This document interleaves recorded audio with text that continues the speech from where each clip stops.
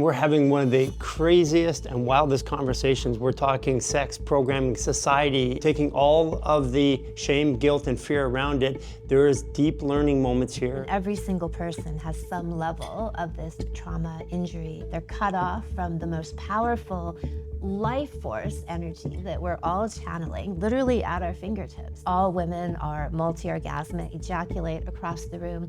Every woman has a high libido. Every man can be multi-orgasmic. Birth was not meant to be painful or traumatic. It was meant to be the most easy, pleasurable experience that we can have. When people are really in their mind, they need to get up the ass.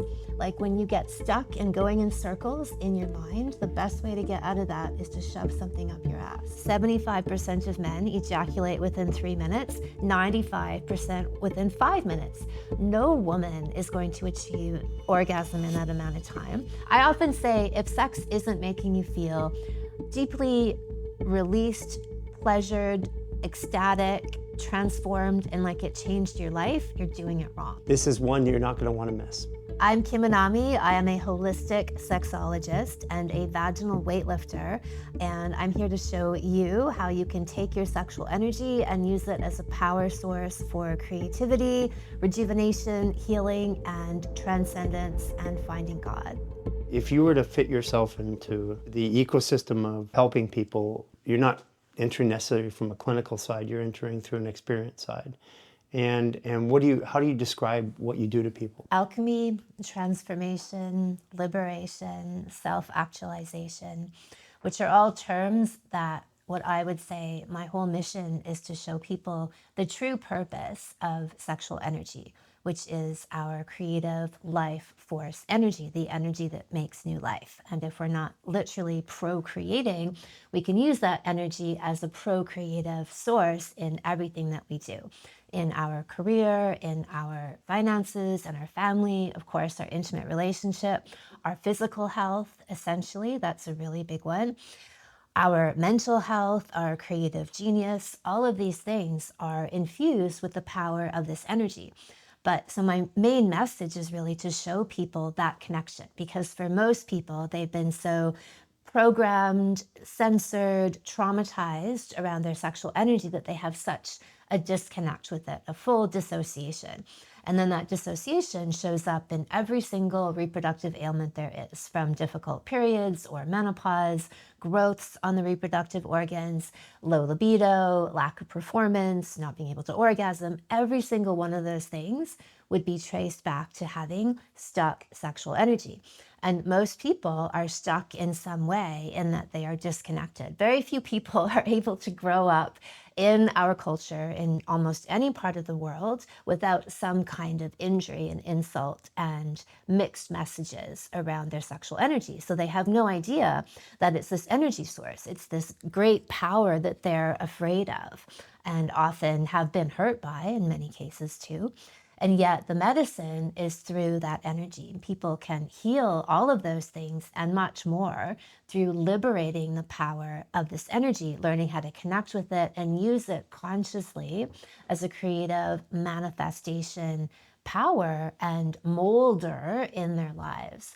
But so, I'm most passionate about showing people that, right? Which is, sure, along the way, there can be techniques about a good or stimulating a woman, but those are the vehicle, but the essence is that this is a super power source that most people have no idea how it works and its true nature.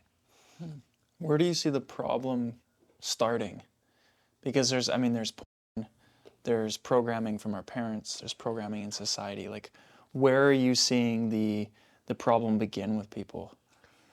All of the above, but I think it's a pervasive, deliberate effort to cut people off from that energy. If you have a populace who has been handicapped, right, and every single person has some level of this insult, trauma, injury in themselves, they're cut off from the most powerful life force energy that we're all channeling, literally at our fingertips. So all of the above, right? Having these ideas about sex that we see in media, pop songs, advertising culture that cheapens sex, put a big emphasis on its casual, throwaway nature, really taking away the sacred element of it. making it this kind of cheesy marketing technique. Like, why is free and everywhere, right? But I, talking about sacred sexuality and the power of sexuality, am quite censored, right? Considered like very dangerous person. A wealthy person is a dangerous person. And by wealth, I mean anyone who's really connected to that energy, because it is, as I say, orgasmic enlightenment. You know, the ancients in Taoist and Tantric times, like 5,000 years ago in China and India, looked at our sexual energy as a way that we could propel ourselves into higher states of consciousness, right? So that is where sex and God come together, right? Where in our culture, we're taught that those are polar opposites, except in the basement of a Catholic church, which is where we don't really want them to come together, right? But that's a tool to destroy that energy in people. So I think there's so many things, you know, the way that women birth children in these industrialized settings where they get traumatized through what ought to be the biggest orgasm of their lives. Birth was not meant to be painful or traumatic. It was meant to be the most easy, pleasurable experience that we can have. And as a woman, an essential one, because that's what imprints us to be powerful mothers, confident, intuitively driven mothers. It bonds a couple, the man and the woman feel connected, whereas in most hospital settings, a man is basically a cuckold in the birth experience, right? Some other man comes and literally his wife, and then, you know, prods her, probes her, puts machines on her, penetrates her, cuts her open, and then hands over the baby. And both people are like, okay, Sometimes even thanks. take the baby too. Yeah. Well, they take it, they inject things in it. They actually abuse boy babies. They take their penises away, cut them off. So, you know, all of these things are done very early on to imprint children and babies and the parents in the most negative way. And then all of the, you know, religious messaging, parental, family messaging that we get, there's so much that layers on top of the innate power that we all have. And that's something that I call the Anami guarantee, is that all women are multi-orgasmic. They can have G-spot orgasms, cervical orgasms, ejaculate across the room. Every woman has a high libido. Every woman is able to lubricate naturally and without aid. Every woman can glide through her periods and menopause without exogenous hormones. Every man can be multi-orgasmic, be a super, learn to separate orgasm from ejaculation. Every single person can, I guarantee that. The only reason why they don't is because of all of these factors, all of these obstacles that are put in place, that the beautiful thing is when we transcend them and solve them and heal them, the alchemy and the taboo, anything that's taboo is a huge gold mine for us, right? When we liberate that energy, it's like when you must see some stock spot that you open up and the release the person gets, and then the gifts that are available to them to integrate within their whole being, parts of themselves that have been cut off, shadow pieces over the years, decades, and perhaps lifetimes that they now have available to integrate as their full whole self. And sexuality is one of the most powerful ways to very quickly integrate all those pieces. And again, it's so mysterious and like suppressed in the place most people would never think to look. I mean, there's a lot to unpack there. Yeah. Yeah, I have so many questions. So I wanted to just say that uniquely we agree on almost all of that process. You know, one of the things we're experts in programming the fluid adaptive biological computing system, and the way that I got to this point clinically, medically, was that I'm a systems guy, and I go to the origin of how something's made and how it's used in order to figure out everything in between. And when I got into healthcare, through my own pain and dysfunction all these years, I just went to the origin and to the use. And in between there is the truth. And what I found is, like you said, hospitals are where we go to die. And hospitals, prisons, and schools all are identical. They have the same look and the same feel for a reason.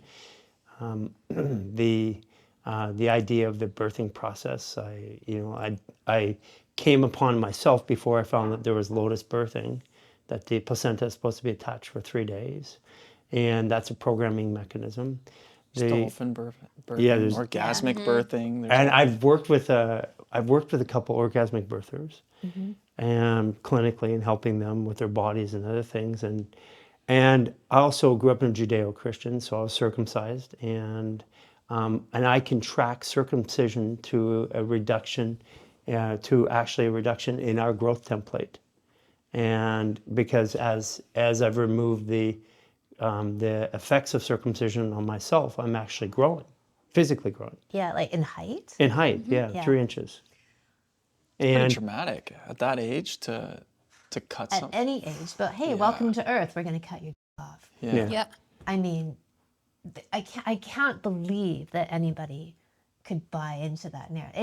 It's just like, what do you call it? That, need to justify, right? Like so terrified to actually acknowledge the truth. they're Of that enslavement horror, techniques. What's that? These are all enslavement techniques. I mean, right down to how we're taught that we live. I mean, we are challenging the narrative of who we are as human beings. We started off fixing bodies, and then found that fascia was a conduit, and then started deconstructing the myth of who we are. I mean, the platform of what we do and why Human Garage and Fascia Maneuvers works is because we literally say that the way that we describe our body isn't the way. Like, our bones are not structure, they don't touch. Who the hell thought that was a good idea? The brain actually doesn't move fast enough to move the muscles. We can prove that. The muscles don't move the body. Like, who thought that was? And we break this down in little ways, but we give people anecdotal ways to experience this, and then we let them try to come to their own reasoning. Conclusion, There was a number of things to unpack there, and I think that, like, one of the ones is, how are you helping people come out of being blocked? Because you're saying that they're blocked, their sexual energy, they're not utilizing it properly. Like, what is your first step process? Like, if I were to sit down and I did a consultation or a session with you, or I was trying to understand how to open up, what do you do with somebody? Right. After years, decades of doing this work, what I've seen so much is the outer expression of somebody in their life is directly impacted by how sexually open, released, expressive they are. And so I could look at both your health symptoms, but also what you've achieved, where you are feeling stuck in your life, and make those parallels. Like, for example, over the years of working with men, found that when men were really like solid in their erection, occupied their, then out in the world, they're occupying their masculine energy in the same way, right? They're strong, they're powerful, they're confident, they achieve, you don't mess with them, right? They're this gorgeous expression of archetypal masculine energy. And the guys who weren't doing that, they were contracted, apologetic, not occupying themselves, their erections were like this, right? So there's all these parallels as our sexual energy as the essence of who we are. So if I see a map of what's happening, I can get to, ideas of where somebody is stuck.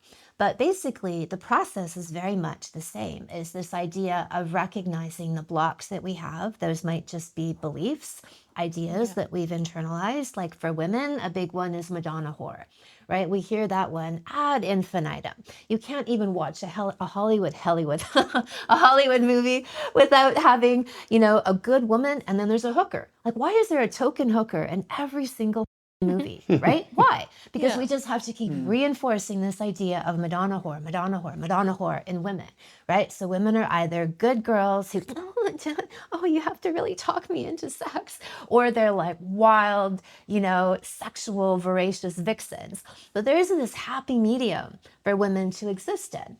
And so that is a huge thing that unless they really look at it, right, and reconcile these two opposing viewpoints and energies in themselves, they're stuck. They're in this oscillation or just stuck place, right? So some of it is making the unconscious conscious, realizing some of the programming that's out there that we, even to the best of our knowledge and ability, we don't want to buy into. Like, I'm an educated feminist, I don't believe that, but you've been bombarded with it since birth. Right. And so, okay, maybe I have picked up some of that unbeknownst and unwittingly, for me.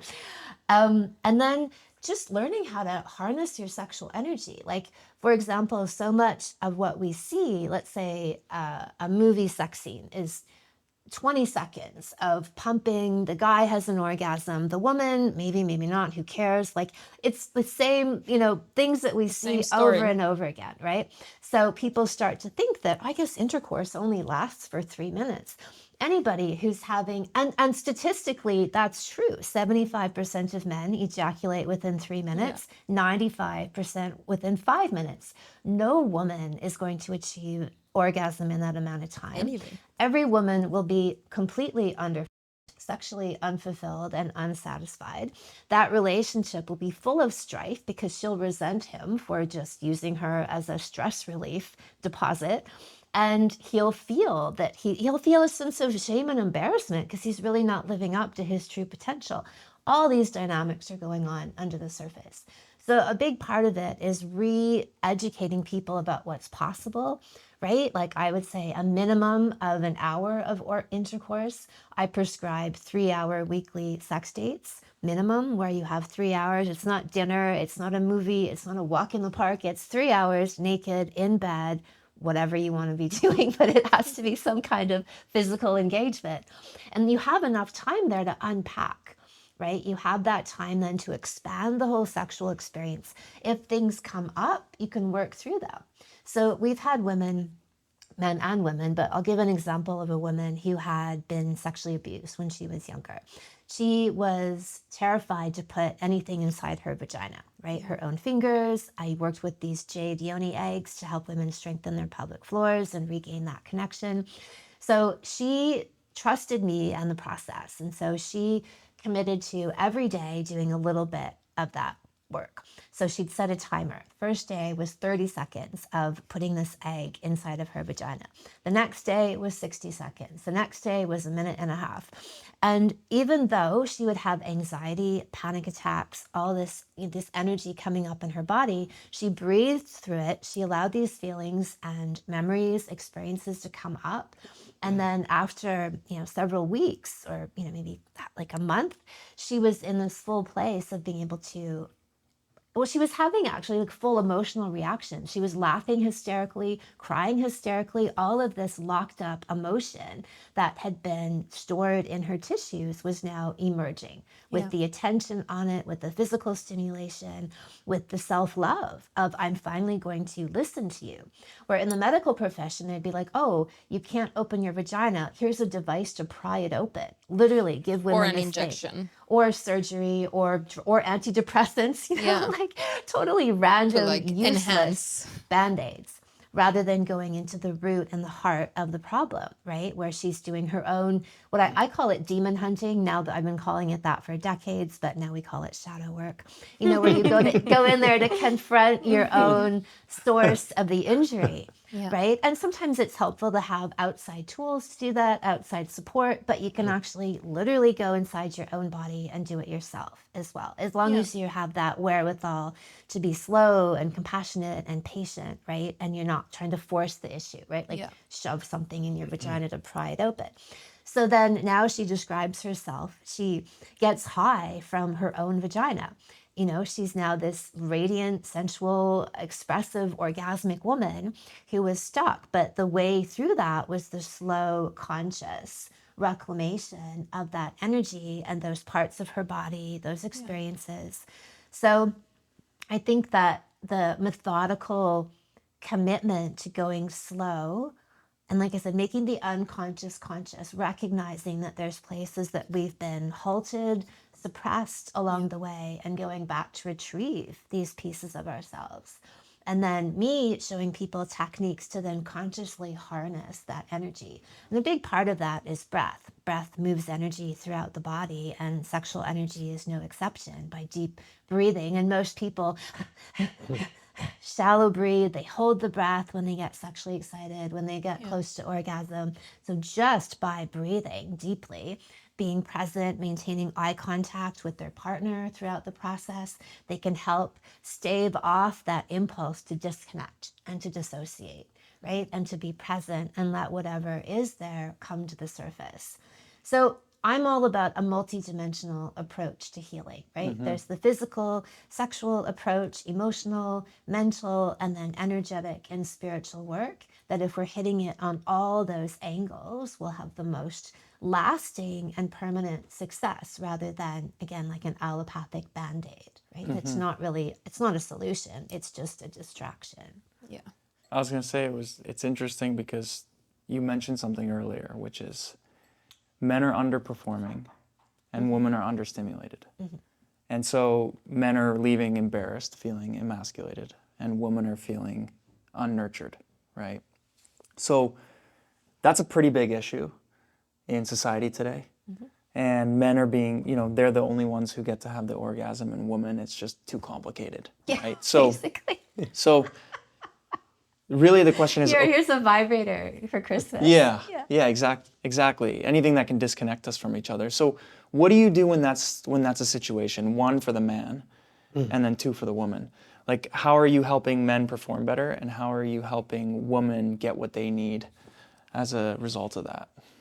For men, the number one sexual skill they can build is stamina, right? And so, like I mentioned earlier, a minimum of 1 hour, but ideally several hours. That's when you hit the sexual goal. That's when you imagine that when you go to bed with your partner, you're plugging in, which we are. We are literally putting something into a socket to recharge each other. That's what's meant to happen in sex. The longer we have sex for, the more of a charge up that we get.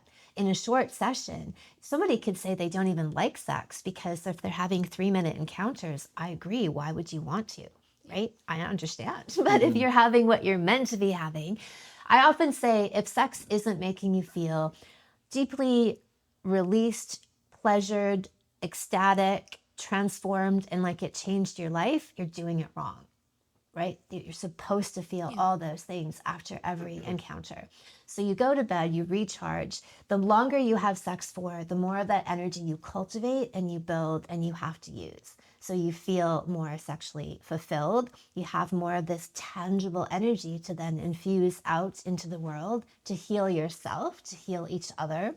So stamina is huge for men. And then that carries out into their life, right? In the archetypal masculine, we want a man that can hold the ground, hold the fort, can protect the realm, stand firm, right? Like he's someone we can rely on. That's the role of the masculine, right? To be the protector of the realm and his woman and his family. So for women, then the opposite skill or complementary skill would be the art of opening and surrender. Really being able to deeply open, surrender, let go, trust herself, trust her partner, trust the universe, and free fall. That's her superpower, is surrender, right? And when she can give that to the man, he feels built up. That charges him up. When the man can gift the woman that solidity, that strength, I've got you, I've got this, that nourishes her and balances out her. And then we have that archetypal yin yang happening. So those are the two big skills. But then, the umbrella on all of that is the block removal and then showing them how to actually consciously use this sexual energy. Yeah. There's a big conversation. I mean, too. there's a lot of conversations. Part of it is I could have 10 hours of conversations on what you already said. Yeah. Yeah. But semen retention, I mean, there's a big conversation, and I sit and I think about that because it's so hard to know and understand what's real anymore in the information that's out there. Whether semen retention is a good thing or whether it's if you check it with your own body, don't you know? Yeah. I mean, yes, and I've played with the way that I feel in different ways doing it. But to me, it's interesting, like, it almost feels like there's programming to prevent us from having these types of experiences. But when you look at semen retention, it's in ancient practices. So it's kind of conflicting because in a way you're stopping yourself from feeling one of the greatest sensations in your body. I think what you might be getting at is there's some different understandings of what that is, right? Like some people might think, like I heard this guy, shall I name him or not? You go ahead. I think his name's Lane Norton. I started following him for a bit to like learn about some creatine stuff, and then I couldn't deal with it anymore because this one he got so wrong. He's like, yeah, why would not having sex be good for you? I'm like, that's not what semen retention is. Like, Yeah. It's just the misunderstandings around it. Exactly. well, look, the way that I teach it is the best of all possible worlds, which is showing men how to orgasm without ejaculation. Exactly. So the main ideology behind semen retention was that men go to a lot of effort, their bodies go to a lot of effort to create the most high grade quality nutrients to infuse into an ejaculation to create new life. And that if men are just willy-nilly throwing those things all over the place, that's depleting men on a huge level, right? And there's history of that. Like even Galen and Hippocrates discussed that we shouldn't be just throwing out these humors of the body. And it wasn't a moral thing. It was, this is an energetic depletion of the man and even of the spirit of the man. So the Taoists and Tantric people talk about, yes, this idea of semen retention, but they go further than that. That might be the surface understanding of it, but you can learn to orgasm, have a full body, even better, more powerful orgasm than this piddly little like terminal orgasm most men have that they think is already the bee's knees. The peak, yeah. And have something 100 times better, more powerful, not release that fluid that goes back into your system to regenerate you. And then you walk out best of all possible worlds, right? You've got your retention of these fluids. You feel this ecstatic pleasure. You've had all of this nourishment, full body, energetic high from doing this. And you want to go run a marathon after you have sex, right? That's the barometer that I use. Do you want to run a marathon or do you want to pass out and go to sleep? And I actually had a ultra marathoner come to me because like, yeah, I want to learn how to run a marathon before and after. And he does. He's had his highest level of performance through doing my work and applying these principles and learning to harness and harvest that energy rather than just dump it out. So that, to me, that's the Anami understanding of semen retention rather than you just don't, that sucks. Like, yeah, it does suck. You didn't do that. In a lot of high performance areas, no, they tell you that you shouldn't have sex for like a week or 2 weeks before a certain, performance because of the body and all of this.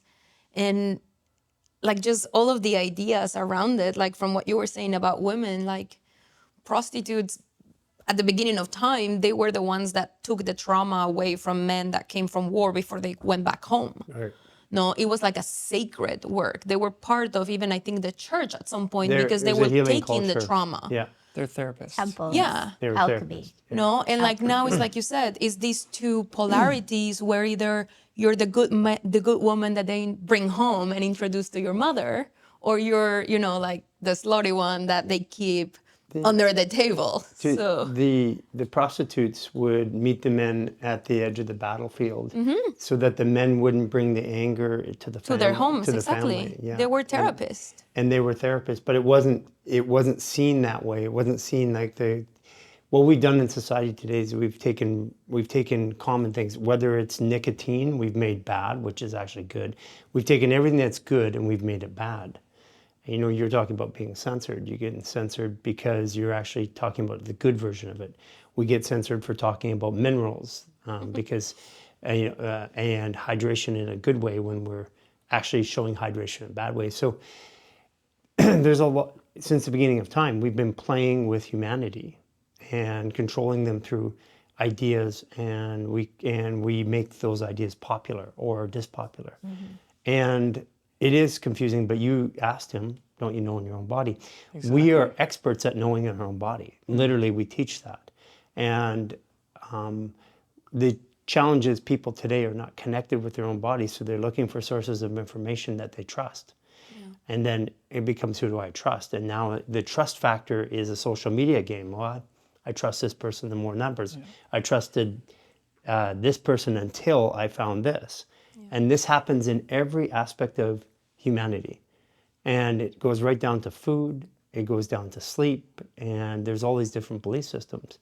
And the one thing that we haven't taught is people to trust themselves. And that's part of what I see you starting to engage in is to come back to an awareness of self. Absolutely. And that's my goal in the work, is to bring people back to that place. And so in that sense of what do I teach, right? It's not, I realized really early on in my work through one of my first private clients was that, you know, a list of techniques that you give someone, okay, take this home, wasn't going to solve a problem if someone didn't want to perform oral sex on her partner, right? 99 techniques wasn't going to do anything if she didn't want to go there. So that was the heart of the issue, is like, well, why is that connection not happening, and how do we remedy that?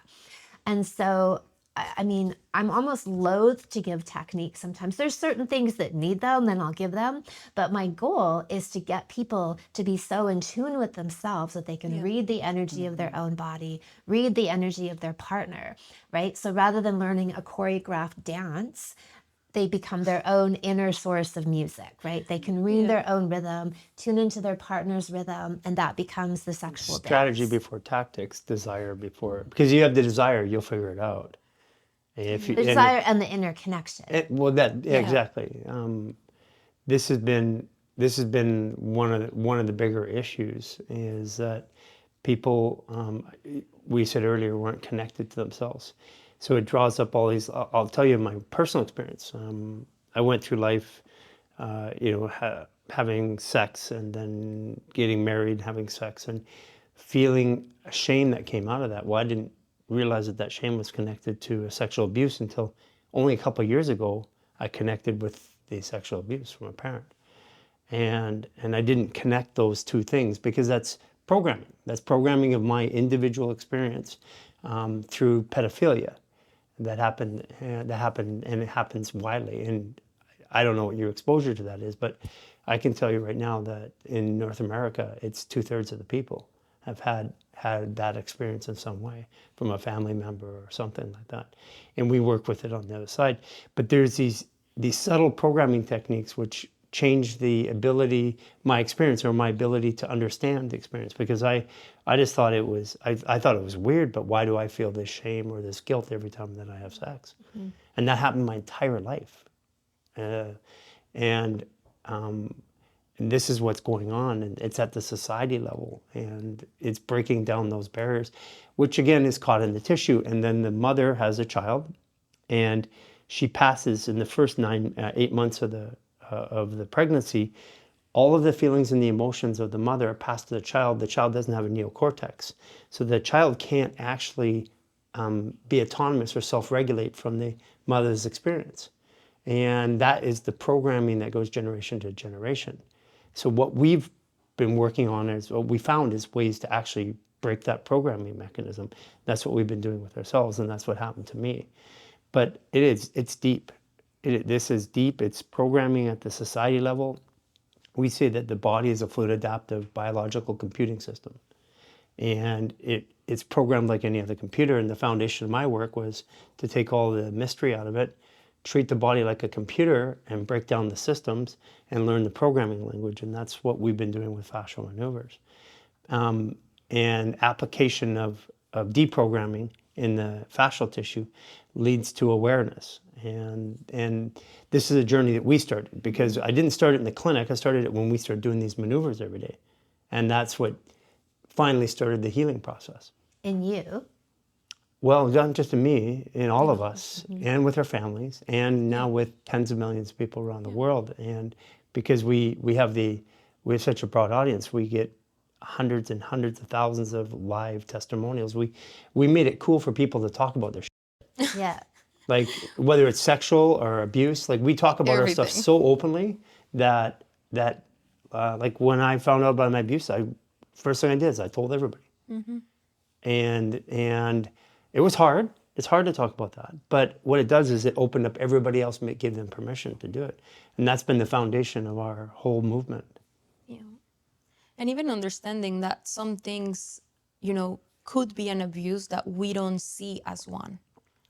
No, because like how many times, like women, we have said yes to something that we don't want to. How many times have you let somebody inside your body that you truly didn't want to? No, or that you let them touch you in a way, or like do something just out of like, well, I'm in this, I might as well, be Social in it. conditioning. No, and it could be a one night stand, it could be a party, it could be even in your own relationship. A lot of times, like what you were sharing, you don't even want to, but because there's the commitment, you allow it to happen. And like that dissociation and having to like literally cut the communication between your body and your mind and your couple, that is a way of abusing yourself by self-choice, that creates a lot of impact. And then it's like, well, I haven't had an orgasm in 5 years, or I'm completely numb, but you're choosing these things also every day of disconnection because you are in a relationship sometimes, or you are in a situation that, you don't see it as self-abuse sometimes. And programming, because it happens like most abuse. And I've dealt with kids who've been held in cages, all the way to ritual rapes and abuse. I've had through my career some of the most horrific things that anybody could see. And what I find is that in the intimate abuses, especially within family or within friends and stuff like that, the person being abused wants to protect the abuser because they feel that was normal. No, that's okay. That's not wrong. And because it's natural for us to tell a story to make something that's not okay in order to function. So we compartmentalize. We say that actually was okay in that experience. And then that's the history that we live with and we pass from generation to generation. Well, perfect example, circumcision in men. And with what you were saying, lube in women, right? Where lube is this institutionalized, it's women's best friend, but it's the biggest tool for overriding your body. 100%. And this is where I've asserted this for years, is that if a woman's not wet, she's not ready. We need to listen to the body. When she's wet, she's ready. Oh, no. There's no connection there. Lube is good for you. Like people fighting for the right to lube, right? And I've often made this parallel, lube and the demise of the American dream, where it's like, where we used to be this achievement oriented, we can do anything, we can solve any problem. But now it's like, no, just use the bottle of lube. It's okay. Don't worry about it. It's like, no, but you can do it without. You ought to be doing it without. And we're further traumatizing the body with this belittling, patronizing way of treating our own bodies and creating more of a problem, more disconnect, more dissociation by not listening to the signs of the body.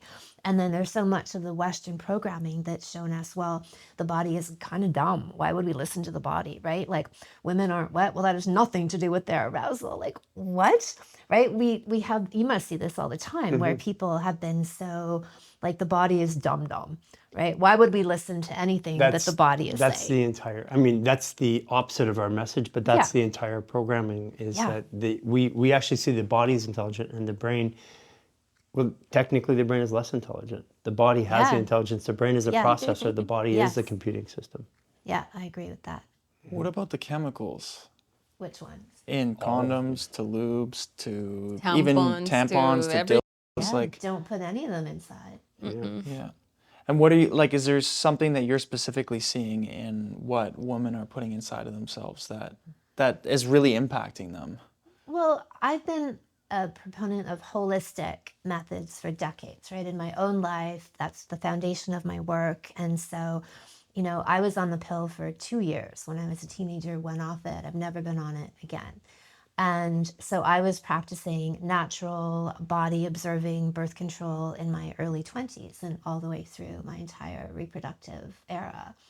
And so that's what I've taught women, right? I've never been, for years, like women would say, even in the supposedly more holistic world, well, it's okay if women go on the pill if they have difficult periods. And I'd be like, no, it isn't, right? Like, learn, figure it out, right? Like people giving excuses, making excuses, right? Like patting people on the head. There, little girl. It's okay if you need to take that sometimes, right? It's kind of embarrassing, really. But, I've been quite strong in that idea that we can heal anything. There's a natural solution for everything. We just have to find it, right? And So, no condom chemicals, no hormonal anything. I don't believe in supplementing any exogenous hormones at any age or stage, menopause especially. Like, that's the allopathic cash cow, is menopausal women. This notion that the body just dies for women. Women really Actually, need hormones for can their I- entire Can lives. I lean into that? Sure. Because we have tens of thousands of women coming out of menopause between 55 and 67. I've been talking to a lady for a year at 65 who has been out of menopause for a year, who's planning on having another child. Menopause is a myth. That's It's what I always congestion of the fallopian tubes. Yeah. And so what we've been doing is we couldn't prove the science, so we just have the results now, and we're unraveling these. And it's important in this conversation, even for people to realize that all of this is missed. I go back to the way we live. Show me one period piece where a woman is writing about a painful period 100 years ago. Show me, it doesn't exist. Show me another one where they talk about menopause. Our great-grandmothers cycled to the day they died.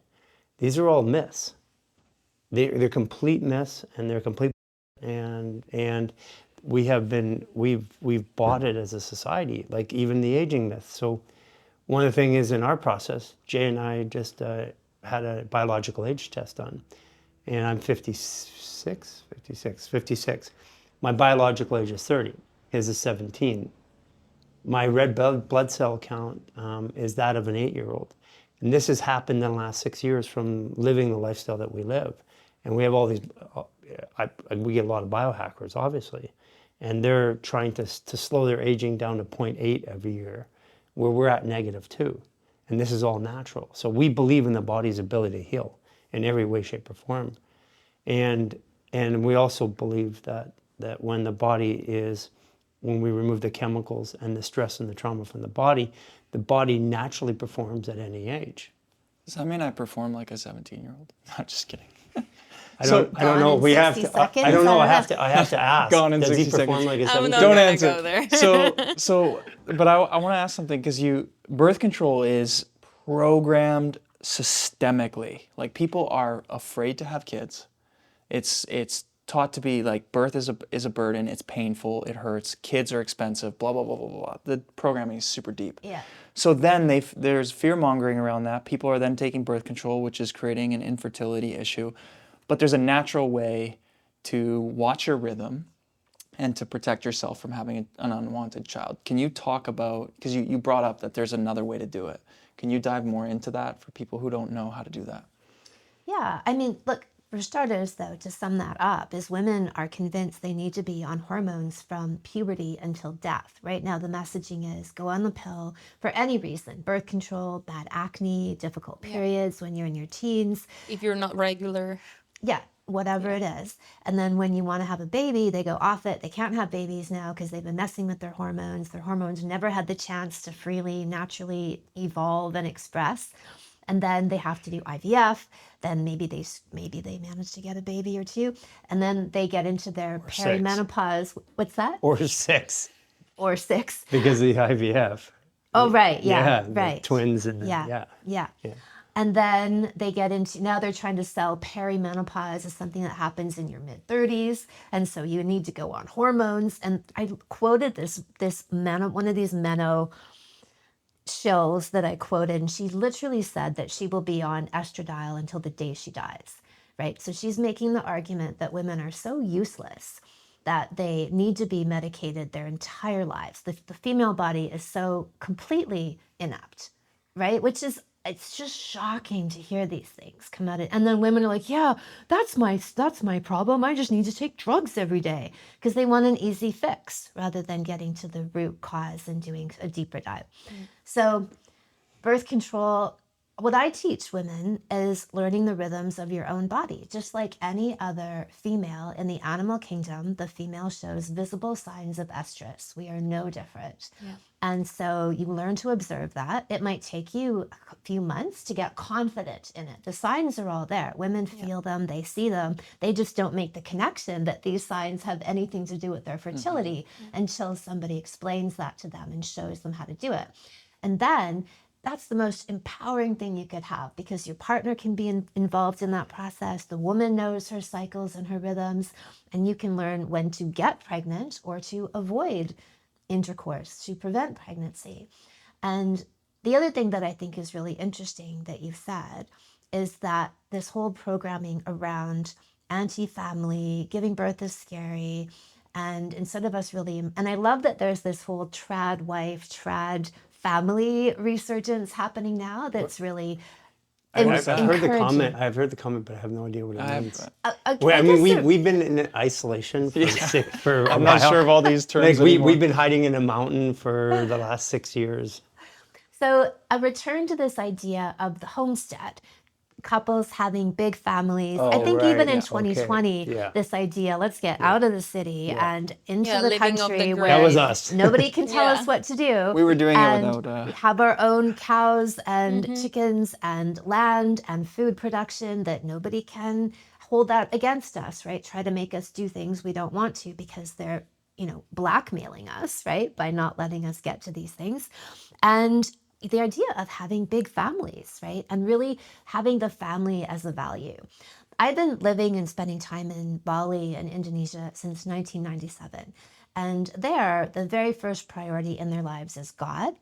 Number 2 is family. And a distant third is work. And so everything revolves around God and the family. Your entire lives, like 90% of your lives. And then 10%, yeah, we have to work. But if there's an important ceremony, if there's a family event, we don't go to work. And everyone understands that. Right. And so I took my son to live there when he was a baby so that we could be immersed in that energy field, right? Of the love of and appreciation of young children and the family and God and spirit, to get him just flowing in the plasma of what that is like, right? So he's got that energy and ideas embedded into his being from the youngest possible age. This is what life is meant to be like, not this isolated nuclear family struggle idea that is so prevalent in Western and especially North American culture. I grew up with programming. We all did, and we were unraveling the programming when the pandemic came and we were living in the mountains. It was funny because from a business perspective, I've had a lot of businesses and like really successful ones in the tens of millions of dollars. And I would refer to things like Bug's Life. I used to use those when I would teach because of how they would inform society and stuff like that. And we went back and we were watching it during the pandemic, and it at the same time it hit us. It was like, oh my God, that's not a reflection of society. That was telling our kids how to be. And that's when the depth of the programming. And, conversely, we're actually creating animated children's series right now. They'll be out in the summer.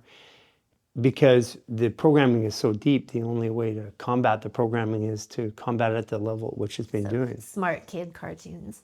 Well, we're doing that. We're actually we've been working with Hollywood Animators coming out this summer. It's going to start with 80 series of kids who become superheroes. We have Zach Levy coming here again, who's Shazam, and we've done work with him in the past. What I love, and he's got such this great message behind his acting career. And the idea I loved about Shazam is that it makes any kid into a superhero. All they have to do is invoke the words. We're doing the same kind of idea to help the parents and grandparents because they're the people that actually are going to have the physical problems in the next 36 months because of what's happened in society.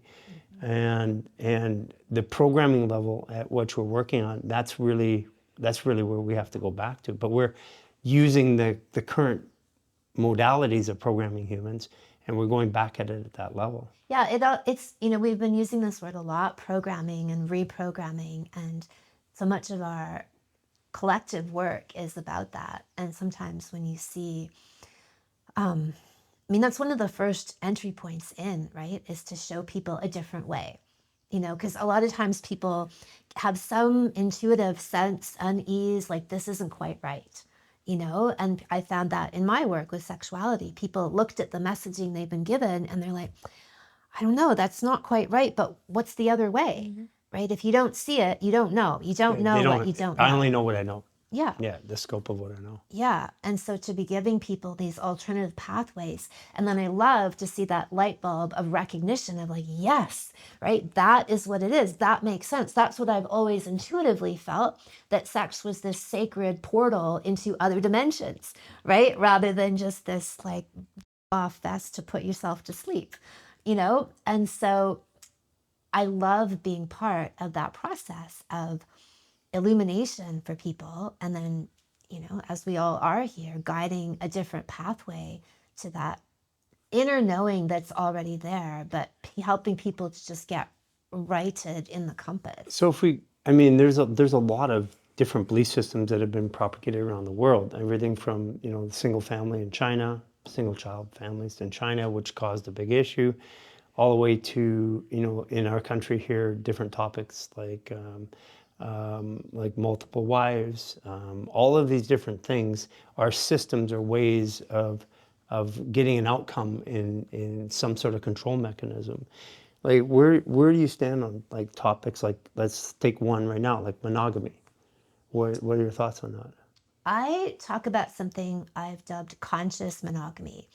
And that I would say that 99.9% of people aren't monogamous, even if they think they are. Right. Because maybe they're not having sex with other people, but they're not really having sex with their partner. They're not really going deep, abandoning themselves, exposing themselves on a deep, vulnerable level. They're not emotionally opening, cracking themselves open, and really. So you're back to the whole experience, which is not about penetration, it's about creation. And that partner, the intimacy with your partner is part of that language and that discussion, that depth that comes with sex or should come with sex. I'd say it's essential to get to the kinds of life-changing places that I talk about. You have to have that deep emotional and sexual surrender with each other.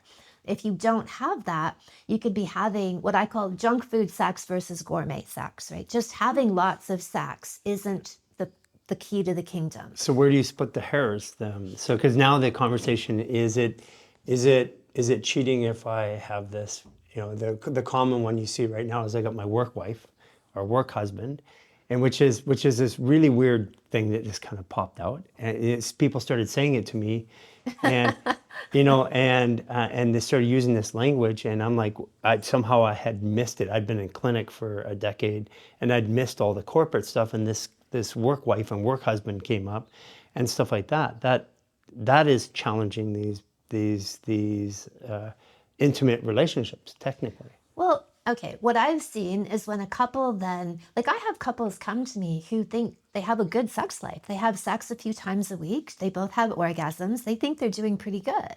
And then they dive into my work and they see how much further and elevated they can go, right? Where all these things I've talked about, the deeper levels of orgasm for women, men learning how to orgasm without ejaculation. What happens when you have 3-hour sex dates and you have them a lot, right? What happens when you're consciously using your sexual energy? Your whole lives change. Yeah. And so then these couples are like, okay, we thought we were having good sex, but we weren't, right? And they were doing probably better than the average couple, but nowhere near what we aspire to in Anami land with superpower couples, right? This gourmet sex elevation that I've talked about. So in conscious monogamy, you have this incredible level of vulnerability, no walls up, everything's down, deep connection. And that is the ultimate nourishment and sustenance. And when a couple has that, they're not looking for little connections here and there. When couples are looking for that, whether it's emotionally or sexually, or, oh, is that just the tip? Or, you know, whatever gray territory they try to rationalize, right? That is because there's a deficiency in the relationship. 100%. I will stand by that every time. So whatever rationalization people want to give it, they're so liberated, they're in polyamorous relationships, or this is okay. I argue that it's not. Whatever. It's okay or not okay. People can do whatever they want. I don't care. But if you really want that gourmet sex connection that changes your life, you're all in with your partner. And when you're all in, you do not, oh, what's happening over there? There's a conversation that's starting to happen, though, in the evolution of humans. We came out of the age of Pisces for several thousand years, and we're going to the age of Aquarius. And in the age of Aquarius, it challenges all the conventional ideas of what relationships are. And I'm just talking from what people say or what spiritual text says or what books have said and channelers have said about the age of Aquarius. And this is putting this whole idea that people in the age of Pisces were meant to be together forever. In the age of Aquarius, they're saying that this might not be the case. And I have no idea. I'm just reporting what is actually starting to happen or the conversations that are happening. How does that fit? Is there room for potentially to have multiple relationships and have that connection, or can it only happen in one relationship?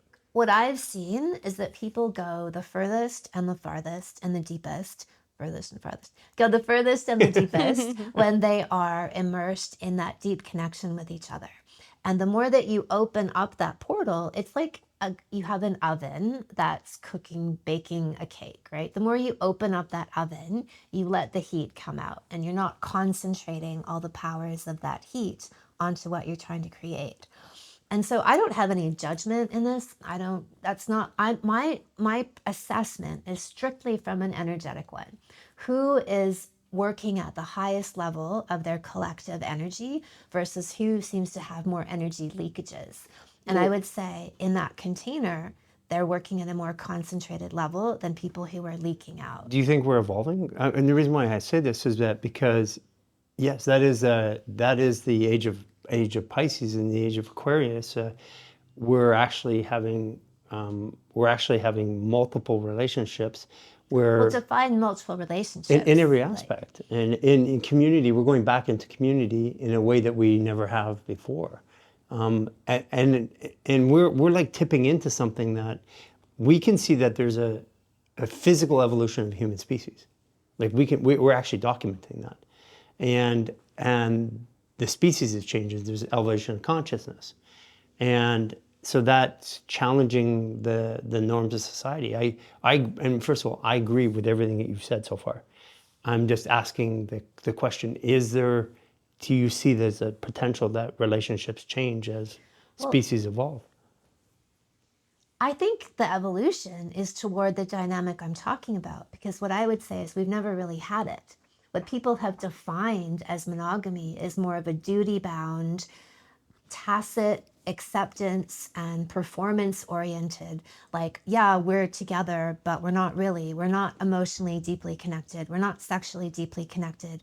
May or may not have sex with other people. Let's say they don't, but they're actually not together. That's not monogamy. That's not the true, my definition, Sure. where you gain the power out of it. So I'd say we largely have never had that.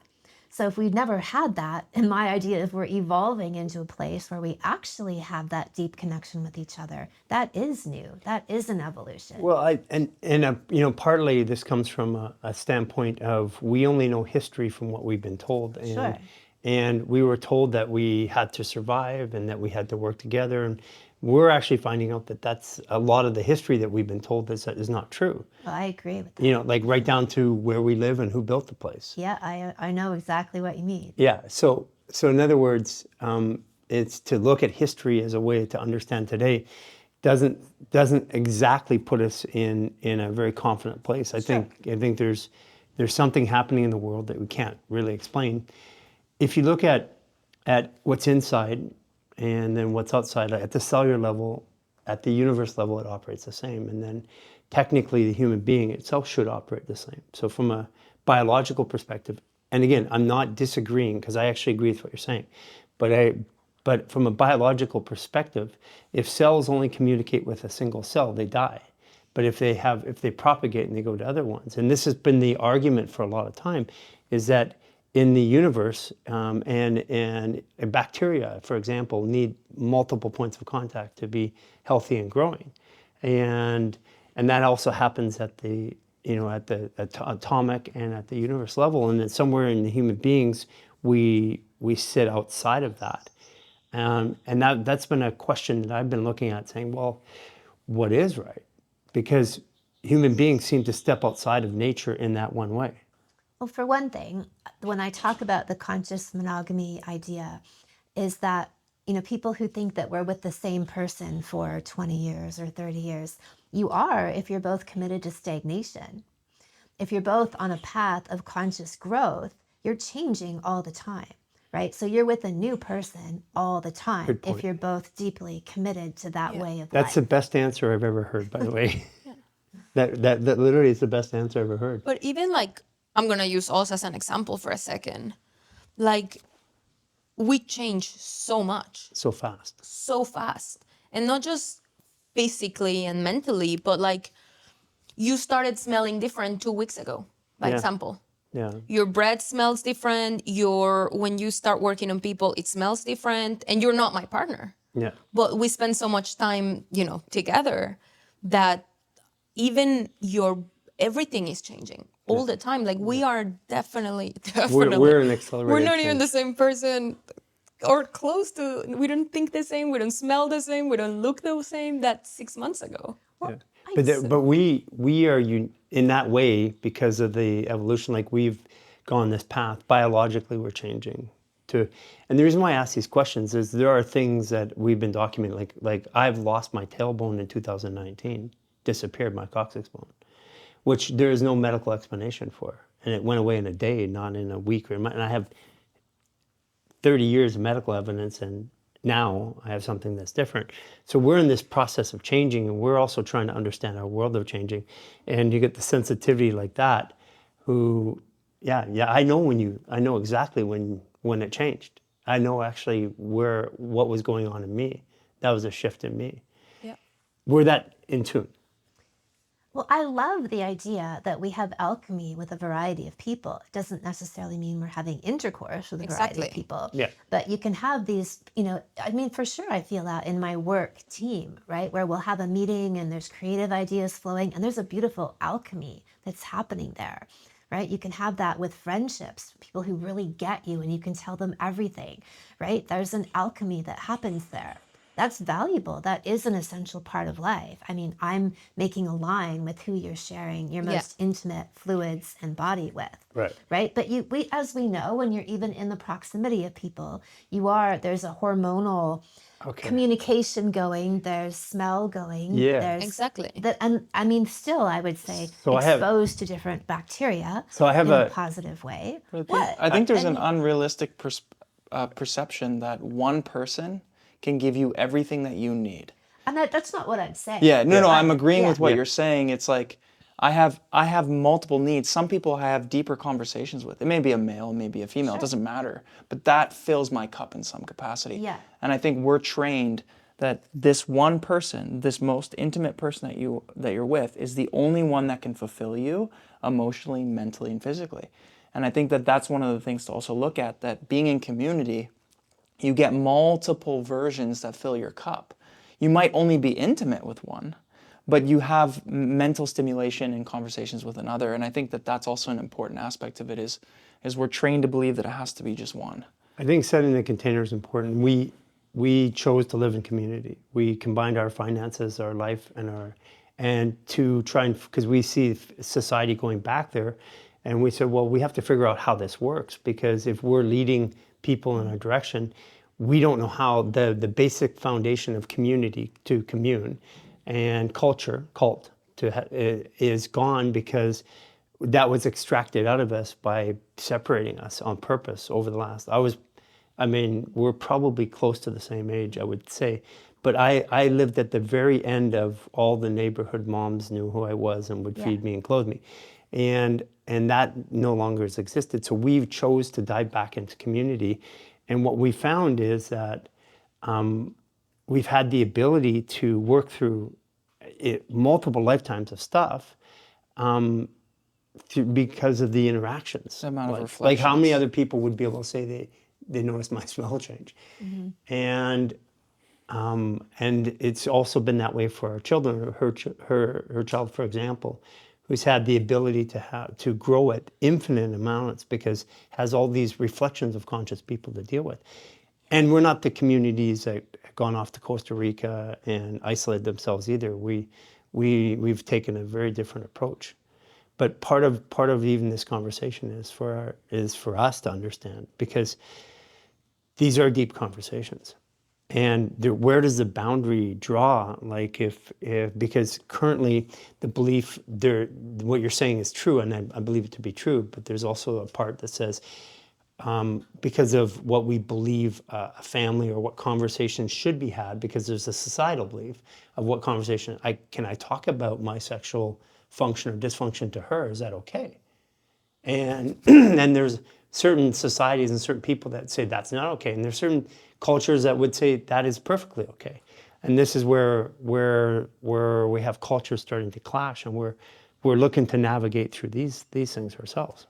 I think like you brought up earlier, you know yourself. If you're having that conversation with her and you genuinely want a sounding board and want to get her opinion on something versus you're using that conversation as an opening into something a little different, you know exactly. I may know, but my partner may have a belief system coming from their training. But then that's a programming. way, there's something to work through. Yeah, Right? We welcome those. Like I'm a big proponent of radical honesty and open communication. And so great, if there's a trigger there, let's talk. If you know 100% that your intent is genuine, yeah. right? And then there's something that's being triggered there, well then let's talk, let's use this opportunity, bring it out into the open and heal it and alchemize it and change it into something else. I'd say that's been our strength. And I feel also there's a big element, and it goes back to what you were saying, and kind of like what you asked Jason is, but you know in your body. Yeah. You always know in your body, but 99% of the people, there's a disconnection, which is the same thing you were saying about like the cycles. It's like, yes, your body's telling you all of these things, but if I use a top or a bra that it's compressing all day, I don't notice the sensitivity in maybe the nipples, that it's telling me that I'm in a certain part of a cycle. If I'm covering perfume, I'm not gonna notice the smell change when I'm ovulating. Sure. No. So like if that connection and sensitivity is not aware, how can we have deep conversations if we're not connecting to ourselves? It's definitely harder. Yeah. And that's why I think the work that we're doing about removing these layers of programming, helping people to understand the things that are interfering in that signal observation, and coming back to the tabula rasa of the more cleansed human, clean slate human, that then we're building our own communities. We're having that reverberation out into the world of more and more people who are living this way and getting back to that original sense of being able to tune in and read their bodies, be in touch with their emotions, and then they have partners, they have children, and they carry that forward. They have friends, they carry that forward. But yeah, the people who don't know until, they're in a parallel universe, really. Yeah. And until they get, like, I believe too that we all get the call, right? We all get multiple calls. And the difference between people who take the call and don't answer the call is courage. Because if you step out of those like soldier formation, right? You're suddenly the odd person out. You're making different choices. You have different ideas. You're going to look different, smell different, speak different, and you're going to have to weather that storm of being different, right? Until you find other different people, right? And then you're suddenly the same amongst a bunch of different people. But that exit out of the control grid is always, in my view, marked by an act of courage. Yeah. And nothing else. You can't tell me that, like, I do not believe for a second that some people get these opportunities and some people don't. Everybody does. The thing that marks them is they have the guts to step out of that line. And if you've gone through it, you know what it means. You know the hell that can be to take a stand, be the contrarian, and walk your own path. And everyone has to go through it. It's a rite of passage. And people will be like, oh, no, thanks, not now. And that's fine. Again, like, we all have our own path and pace in life. That's fine. But don't for a second believe that that isn't marked by being brave to take a different path.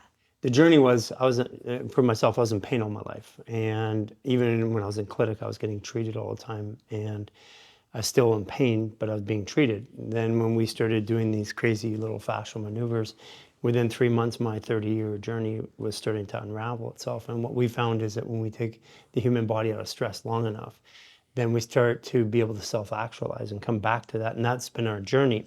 And as a community, we've been unraveling this, but part of what you were saying is true. We've made it cool through literally millions of people to start sharing these things and starting to bring these out to light. Because a lot of people, when they see us on the outside, they see a quick fix. They see something in the Right. body. Oh, if I do this elbow maneuver, then yeah. Right, but the truth is that's the clickbait to get them to then take a 28-day reset, and then that's the clickbait to do a lifestyle artist program, and then join the community and become activists, and that's why our community is growing by millions, like literally, probably almost over 1 million a month right now worldwide, because what people do is they step in and it becomes in layers. It becomes okay to start expressing themselves and becoming self-aware. But outside of what we're doing, I haven't found anybody else who's doing it at this scale yet. And part of the conversation we're having with you is really important because it's getting back. You believe the same thing. It's about coming back to who we are, natural, and then where we go from there. Who knows? Because I don't even know when the last time as a society we were natural. I don't know. I can't, in current history, in the last 150 years, we weren't, for sure. The time before that, it's all skewed anyways. We don't really know what the records are. Yeah. So who knows when human beings have actually, or if we ever have been. That's really the case. I mean, you look at the horrific things we've done through time around, and it's always been around sexual energy. Sexual energy has been the one thing. And one thing I was stimulating earlier is that sex and creation. And you were alluding to that earlier. This is why a lot of my clients were like yours, celebrity clients or Hollywood people originally. And I would notice that they act on a movie together and they're for 6 or 8 months, and the next thing you know, they're married. Yeah. Because they're creating together. Yeah. And it blurs the lines, and they're highly following that creative flow, and they're like, I just love this person, and then all of a sudden it's like they're in a relationship and they're trying to unwind all the legal and societal problems that come along with that too. But it's when two or more come together in his name or their name or whatever, there's a creation that comes, and we believe that from a healing and a performance perspective. It's powerful. Yeah, I mean, that's one of the things I love most about this work is sexual energy, is creative energy. I say I get my best ideas from my vagina or, from having an amazing sexual experience. I just love the way you talk It is about it. true. And then It is running true. to my laptop to write things down, Oh, because I'm do we get the best flowing with ideas from our ideas. penis? I've actually, some of my worst Do I being need to in start a talking? vagina. Do I need to start talking to him, or Hello. hey, Well, what direction do I Listen, go? you've No, you caused get me it a when lot of you're trouble in the inside past. of the- You've caused me a lot of trouble in the past. But that's an interesting, I'd say, yes, you do get them from your, but men, there's even more, we just have such a negative shroud around the genitalia, both men and women. For right? sure, yeah. And men, I think especially, like, there's some idea like, oh, a woman's yoni is beautiful, but a man's penis is not so, like, I It's don't evil. believe that. But there's some more negativity, or like, oh, it's not a beautiful thing. I'm like, according to who, But there's all these, so much narrative around it, again, that just prevents people Well, I from learned I really was a fun guy accessing. from it. A fun guy. A fun guy. A fun guy. Well, it's really Mushroom. fun. Yeah. It's funny because you got look at it. the statues, all the ancient statues. Like Yes. we were just talking about this the other day. You walk in the street and you just see one right on the statue, Yeah. and you're like, it was normalized. It was an Yes. art piece back in the day. Now Well, they it's did the all- Olympics nude. Did they? Yeah, all the Olympics were performed nude originally in Greece. Beautiful. Yeah, so all the athletes were nude. Interesting. Yeah, because they knew at that time we're about fascia. When you restrict the fascia, even like what we've done is reduced all the restrictions, like a t-shirt, Yeah. the shorts that aren't too tight. The only thing we haven't done is wore the long robes or dresses or whatever they call them, the sarongs. But they knew back then that you perform better when you're unrestricted. Well, even if you go like swim naked, you feel different. Like it's like the elastic band on your body is the clothing, and it's the sun on your body. Like, do you talk much about sun and being outside in the sun and how that impacts your sexual energy? I'm a big proponent of sun exposure, and Especially on genitalia. especially on genitalia. Yeah, it's massive. Good 5-10 minutes a day of, and I'm all about high noon too, right? That's the highest like peak energy of the sun, and that's when I bring my genitals out into the sun. And so that's, I'm all about it. And I always, whenever people like don't go in the sun, I'm immediately like, okay, I don't respect you. Yeah. I can't, Can't take you seriously. These are all program mechanisms. Like we put a post the other day about sunburn, because I'm Anglo-Saxon, so Right. I'm the guy that would be 15 to 30 minutes in the sun. I get burned my whole life, but I don't anymore. You know what burns you in the sun? You know why we get burned? Heavy metals burn inside the skin. Because we didn't get sunburn 7,500 years ago. How did we do it? It makes sense. You got mercury, you got lead, you got in your actual fascial tissue is where it sits. That's what's burning. That's why we get sunburned. When you clear out the heavy metals, no more sunburn. That was my experience. Right. Yeah. I love hearing that, especially from people who have that idea or experience that they can't be in the sun very long. I was the guy. I was the guy that got burned on every vacation. Had one drink too many, and the whole vacation was ruined. Yeah. Well, I get high. If I go in, especially naked. Especially Yeah, I get naked. Like super if you do it high. normally, but if you're naked, it's like a hit. It's like you I smoke agree. something. Yeah, I Yeah. agree. I time my day around noon sun exposure.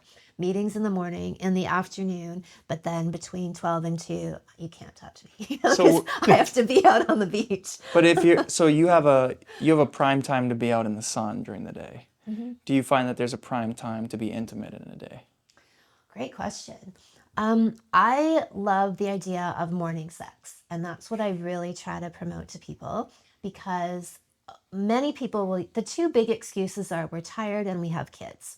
So if you get up an hour early in the morning and you start your day off with a bang, that you're priming yourself with all of these neurotransmitters and hormones, you're fresh, rather than at the end of the day, it's 10 at night and you're done, you're spent. Can I throw something at you though? I mean, Sure. that's society, that's the way we live, but can I tell you something about the human body? Sure. Between 7-11 is when the triple burner and the AM or PM? PM. So every organ in the body has a circadian rhythm, and our sexual organs, which is the conductor of sex, is not actually the genitalia, but it's the fascia. It's the energetic exchange, is most available between 7-11 at night. But it's because of our lifestyle that I'm completely open to morning sex, because in the morning you have your stomach, which is desire, from 7 to 9 a.m. So that's actually when you're the most desire. And then from 9 to 11, your spleen, which could be worry or trust. And then, but your fascia is most open to exchange energy between 7 and 11 p.m. But the stomach does create desire. So that's why it's naturally to have, and that's also why men often wake up with a hard on. Yeah. Yeah, that's a biological thing, but then from a fascial perspective, and that's just because society is the way it is. If we didn't work, because we weren't meant to work the way that we work. The average person only 100 years ago worked 12 hours a day to provide subsistence. 12 hours a week to provide subsistence, food, shelter, clothing, all that stuff. Today it's ramped up. So because of society, that makes sense. But from an purely energetic perspective, your biggest exchange happens between 7 and 11 p.m. Be interesting to follow that within a couple who was moderating in their energy, meaning they weren't exhausted from any particular thing by the end of the day. So I start there with people because that takes away the two big excuses, Yeah, right? Their tired kids and aren't tired. up yet, they're not tired. So morning sex to at least establish a rhythm and a Yeah. pattern. And I would say in a couple who's operating at a high level of connection and intimacy and what I call a sexual simmer, right? That energy of erotic connection is always humming between them. Anytime is fine. Right? So it could be morning, evening, middle of the day. Couples even will miss sleep because they're getting so much energy charge from the sex. that they wake up and they're high, they're floating. They're even more effective at work and anything they do in the day. It's the programming for sure, because we used to go to the fire, and we danced during the fire, and then that was the stimulation. Right. Yeah. That's how humans. But I know we made modifications, and I agree with what you're saying, because of the way that we live our lives. But we're proposing that we just shouldn't live our lives that way, and that's what we did. Is we unlocked and changed our rhythms. So like we work 7 days a week, but we don't actually work. And people ask us all the time, like, well, when do you take time off? And I'm like, we're actually doing what we love, and we're doing it in a way that we love, and we're doing it in a healthy capacity. We're in nature, we stay in places where this is unusual for us. We're usually at an ocean or at a forest, but we're doing this to be here with people. And we've incorporated that into our life, living a different life so that we can break those patterns, because we have conformed as a society to the way that we work and stuff like that. But we also do, I believe, and we believe that that's unraveling in the next 2 to 3 years. Right now, things like AI and technology is going to change the way that we actually live. And we're not aware of it yet, but it is going to radically alter everything that we know. And by the way, that's when I say that circadian rhythm, that's Chinese medicine. That's 10,000 years ago. Yeah. So that's actually when they would have said that was the best time. You said earlier, when you work with people, most people aren't able to get to the layers that you talk about. Have you met anybody who's already at that level, like a couple that's there? And what about them did you feel actually helped them achieve those levels? I didn't say that most people can't achieve those layers. Oh, no, sorry, that you meet aren't there yet. Yes, I did say that. Yes. So have I met anyone who's at that place? Yeah, before you. Not at the level that they've gone to within my work. No. I feel like there's portals within that they may have been in different ways at a high Have parts average. of it? Yeah, Parts of it, but not all of it. Right, like a couple had an orgasmic birth. Yeah. Right, and they have frequent sex. They wouldn't complain about their sex life, but then they've taken all of this to the next level, and things are just blown their mind in their lives. So what would be those qualities of things that couple shares that gets them to that level? Good question. Complete willingness and yes. Right? What I tell people is when you invite your partner on a path of growth, the only acceptable answer is yes. Mm-hmm. And we've become accustomed to having to prod our partner, pull teeth, convince them, prod them, as though that's a normal way of being in a relationship. Or some people have become accustomed to that, versus having someone who's like, that sounds amazing, I'm in, what do we do? Right? That's the only answer. There is no other answer. If you have a partner who's not that way, my advice is get the out. What are you doing? You are just hanging out in limbo and killing time. Unless you want a relationship that's committed to stagnation, which a lot of people do, rather than a relationship committed to growth. So yes is number one. Is that to intimacy and sex, or is that to everything? So I mean, it's look, like, hey, I want to go on a trip.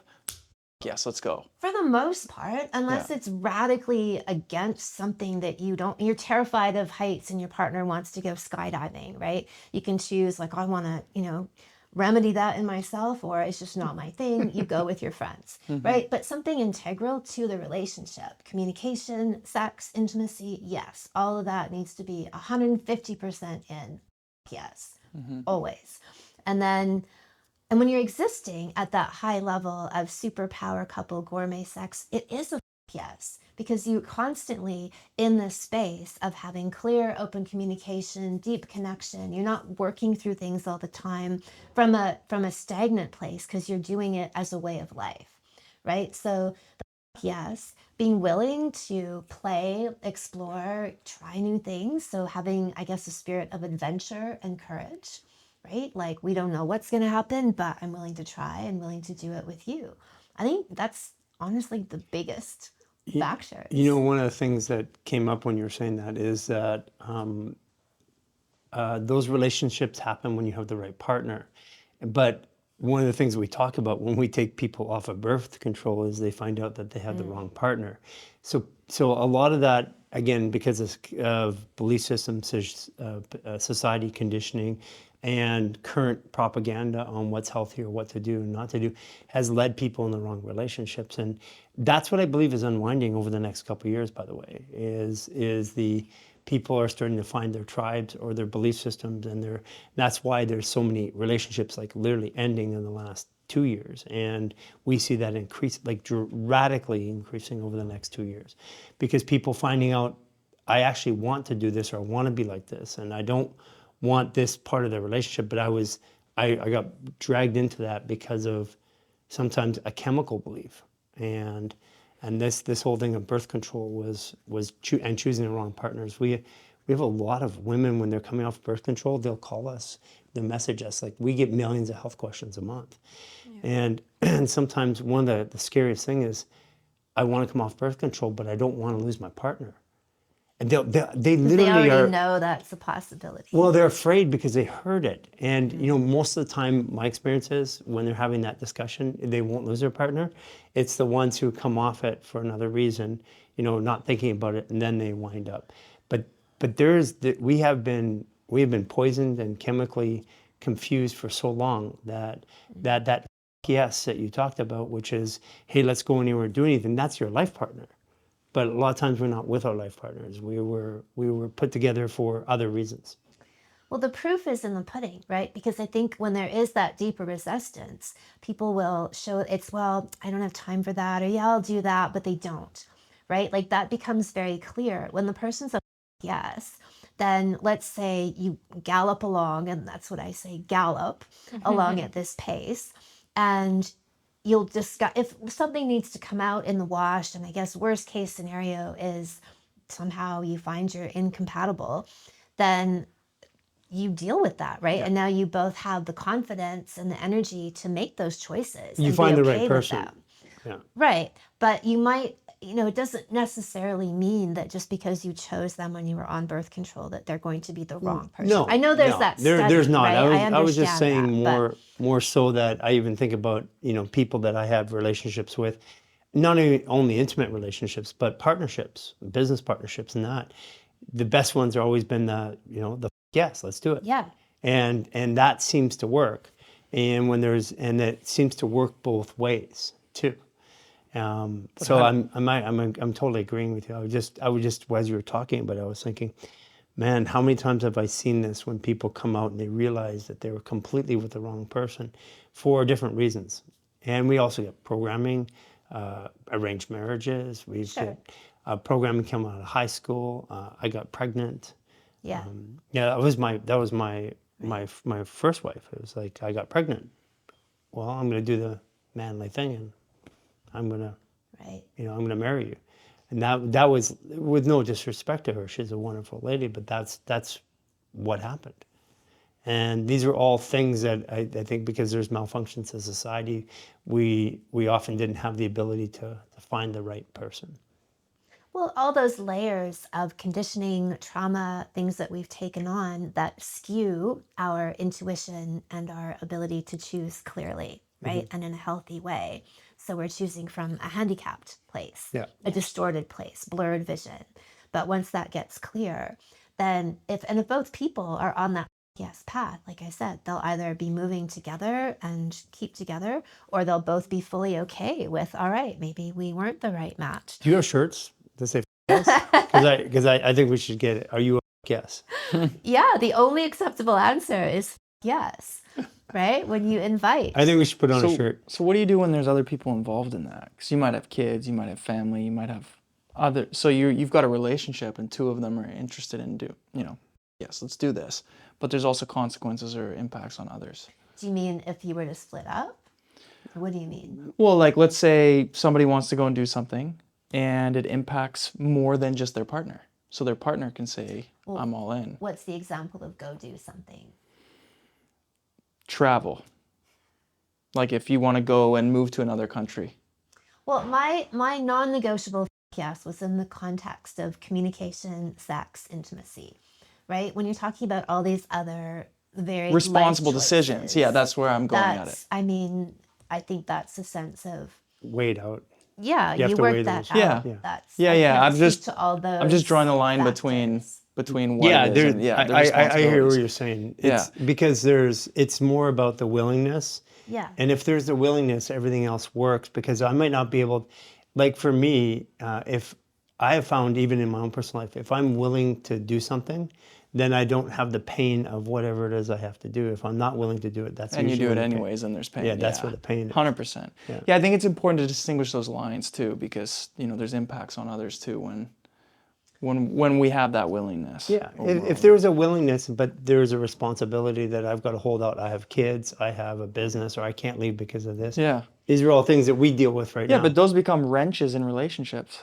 And If you let them. They can. I think I'm they gonna tell can. you the This solution. is the whole story. So before you can give a solution, we are in that place right now where one wants to move to a different part of the world, but I have a kid. not travel, not move. Well, not travel, no, but I have a child with another person that is involved in my daughter's life. No, so then it's like that conversation where it involves more than two people. And it's like, it might be, like a yes, but certain things need to be arranged and find a way, no? So I think that's kind of like what he's asking between lines. Well, no, because this is a serious one. What I was drawing the line, I think it's very important to draw the line of what that yes is. One is what you're saying, it's about the intimacy and the connection between each other. Mm-hmm. Versus another one is like responsible decisions as a family. I don't know. The way you phrase that question makes me feel like you need to put something up your ass. Because, and I mean this in the most loving way, when people are really in their mind, they need to get up the ass. Like when you get stuck and going in circles in your mind, the best way to get out of that is to shove something up your ass. Because, well, the way you phrase it, it's like I just feel you turning it in your mind. And I always believe, like, if there's a problem, A and B are the options, C is the answer. There's a social where you're actually saying there's a biological and history around that. The Greeks. But before you go into the But it wasn't what people think it was. No, but I think that part of it is. No, I'm sorry. I'm serious. It wasn't what we made it out to be, but there's actually a truth to that statement. Because from here to there is the same It's connected tissue. If you didn't eat food, you didn't shit out your ass, that wouldn't be a holy spot. Right. Okay, sorry, go ahead, back to that. No, I was just going to say that. More. What do you... That it's important. These are important. The reason why I ask these questions is because I'm bringing up real examples that people deal with every single day. Okay, I'm saying that the magic of a high-level, elevated sex connection will solve that problem for you in a way that you never thought of with your mind. Yeah, because it triumphs everything. You're coming up, yes. I hear that you're asking this from this mental place. Well, I'm asking everything I know it's that logical and it's practical, but this is the magic Can that I happens. ask what we would be shoving up his... Anything. Oh A my finger, God. But it's also diving. What I want to do is dive into real topics that people deal with. I'm not kidding. You think I'm making a joke or having a go at you. I'm really not. Yeah. It's from the heart, from my heart to your No, ass. and I I'm feel saying that. this. You're feeling The it. I don't know. Aquarius Have in you is felt talking it? to the Aquarius in you. Are you an Aquarius? Yes. Oh Yes. yeah, of course. So 14. if you Was it 14 or 15? let's not say in a public space. Okay. Okay. Look, my experience with this is when I've had these change your life, transformational sexual experiences, I walk out of that room and I'm a changed person. I have been reborn. I was studying Maslow's hierarchy of needs like when I was 17, and I had a cervical orgasm when I was 16. So I must have been 16 when I was studying it. And I was like, this is what it means. The self-actualization idea of all these conditioned layers just peeling off of me and me coming out of this feeling more like myself than I ever have, just from having a cervical orgasm and this great sexual experience. And thank goodness I had that, because that is the foundation of all of my work, right? Is that sex is this deep portal of transformation and spiritual evolution. That is the core of my work, right? So I had that experience very young, and that has been the imprint for everything I do. But also out of that is emerging what, like, this is the mind. You talked about the mind being a machine, that churns things out, right? Like it's like a good computer. The brain, not the mind. Brain, mind. Well, there's a difference. Okay, well, Okay, and sorry, just mechanic brain. I use them synonymously, but you might have a different. well, the mind is the definition. observation of the brain, and then the body together. So. Right, we'll say some version of mental churning. Yeah, okay, let's got call it. it that. Yeah. And then you end up here at this place of being connected to the divine, much more in touch with your intuition. And you come up with these solutions that work for everybody that you didn't even think possible. That The solution you didn't see. Yeah. Yeah, I think you're right. You're tapping into Yeah, it. you're connecting to that energy. Yeah. But, like, the body is about polarity. And this is what we're teaching, is that the body doesn't start here. It actually starts out here. That's why I was talking about the fascia. And that polarity, all biological function happens from a reaction from an electrical or frequency. And this is what we're not taught. And this is what we're using right now, what looks like magic and healing of people, is we're using the biological frequency. And so when you go polarity from here to here, there's polarity because this tissue is the exact same tissue as this tissue. There are two ends of the spectrum. And in between those two, there is an electrical connection. And when you said that, I was laughing so hard because the first thing that I did when I tried, because I was having issues with my hips and my pelvis, and I knew it in clinic, I knew the one thing I need to do is rotate the fascia in there. I took my wife, put it up my ass and turned it, and sat on it and bared down on it and started breathing, and it unraveled the inside of my intestine, my organs, because our emotions, our organs are connected to our emotions. Our emotions emote to energy. Emotion is the way that we move through the world, and when there's a blockage, there's a blockage. And so you're right, most guys should have something shoved up there. So let's dive into that for a moment.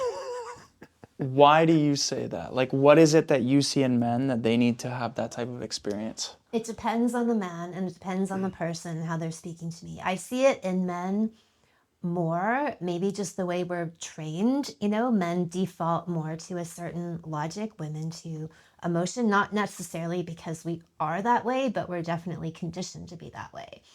And so with men, when I can just see a question churning and they're stuck, which is what I sensed in you when you were asking me that, then I right away know that guy needs something up his ass and I'll tell him, right? And I mean it, We're gonna need a meme of this, please. I'm gonna get memed from this. Oh my God, Jason needs something up his ass.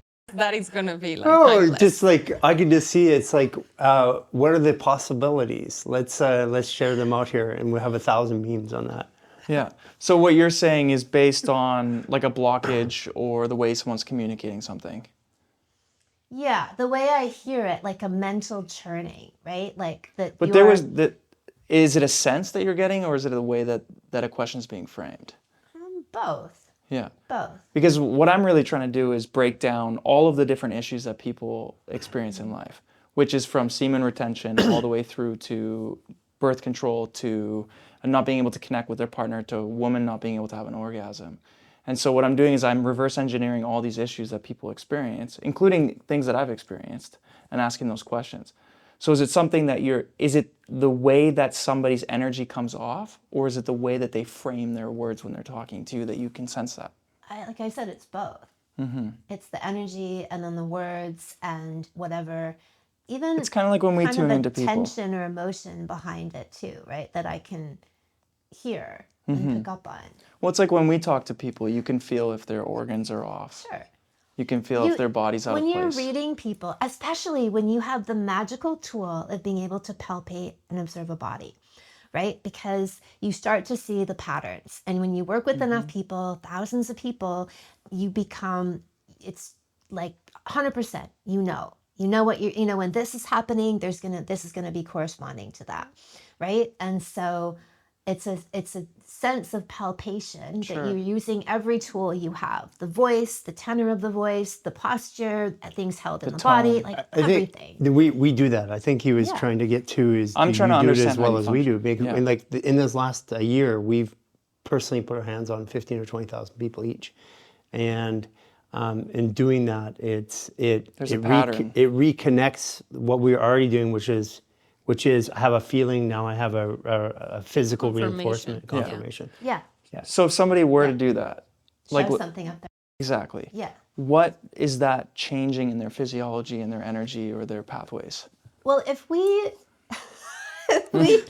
use the metaphor that we already talk about in our culture, right? A tight ass, that guy's got to stick up his ass, right? We say it for a Somebody's- reason. We say it Yeah, for a reason. yeah.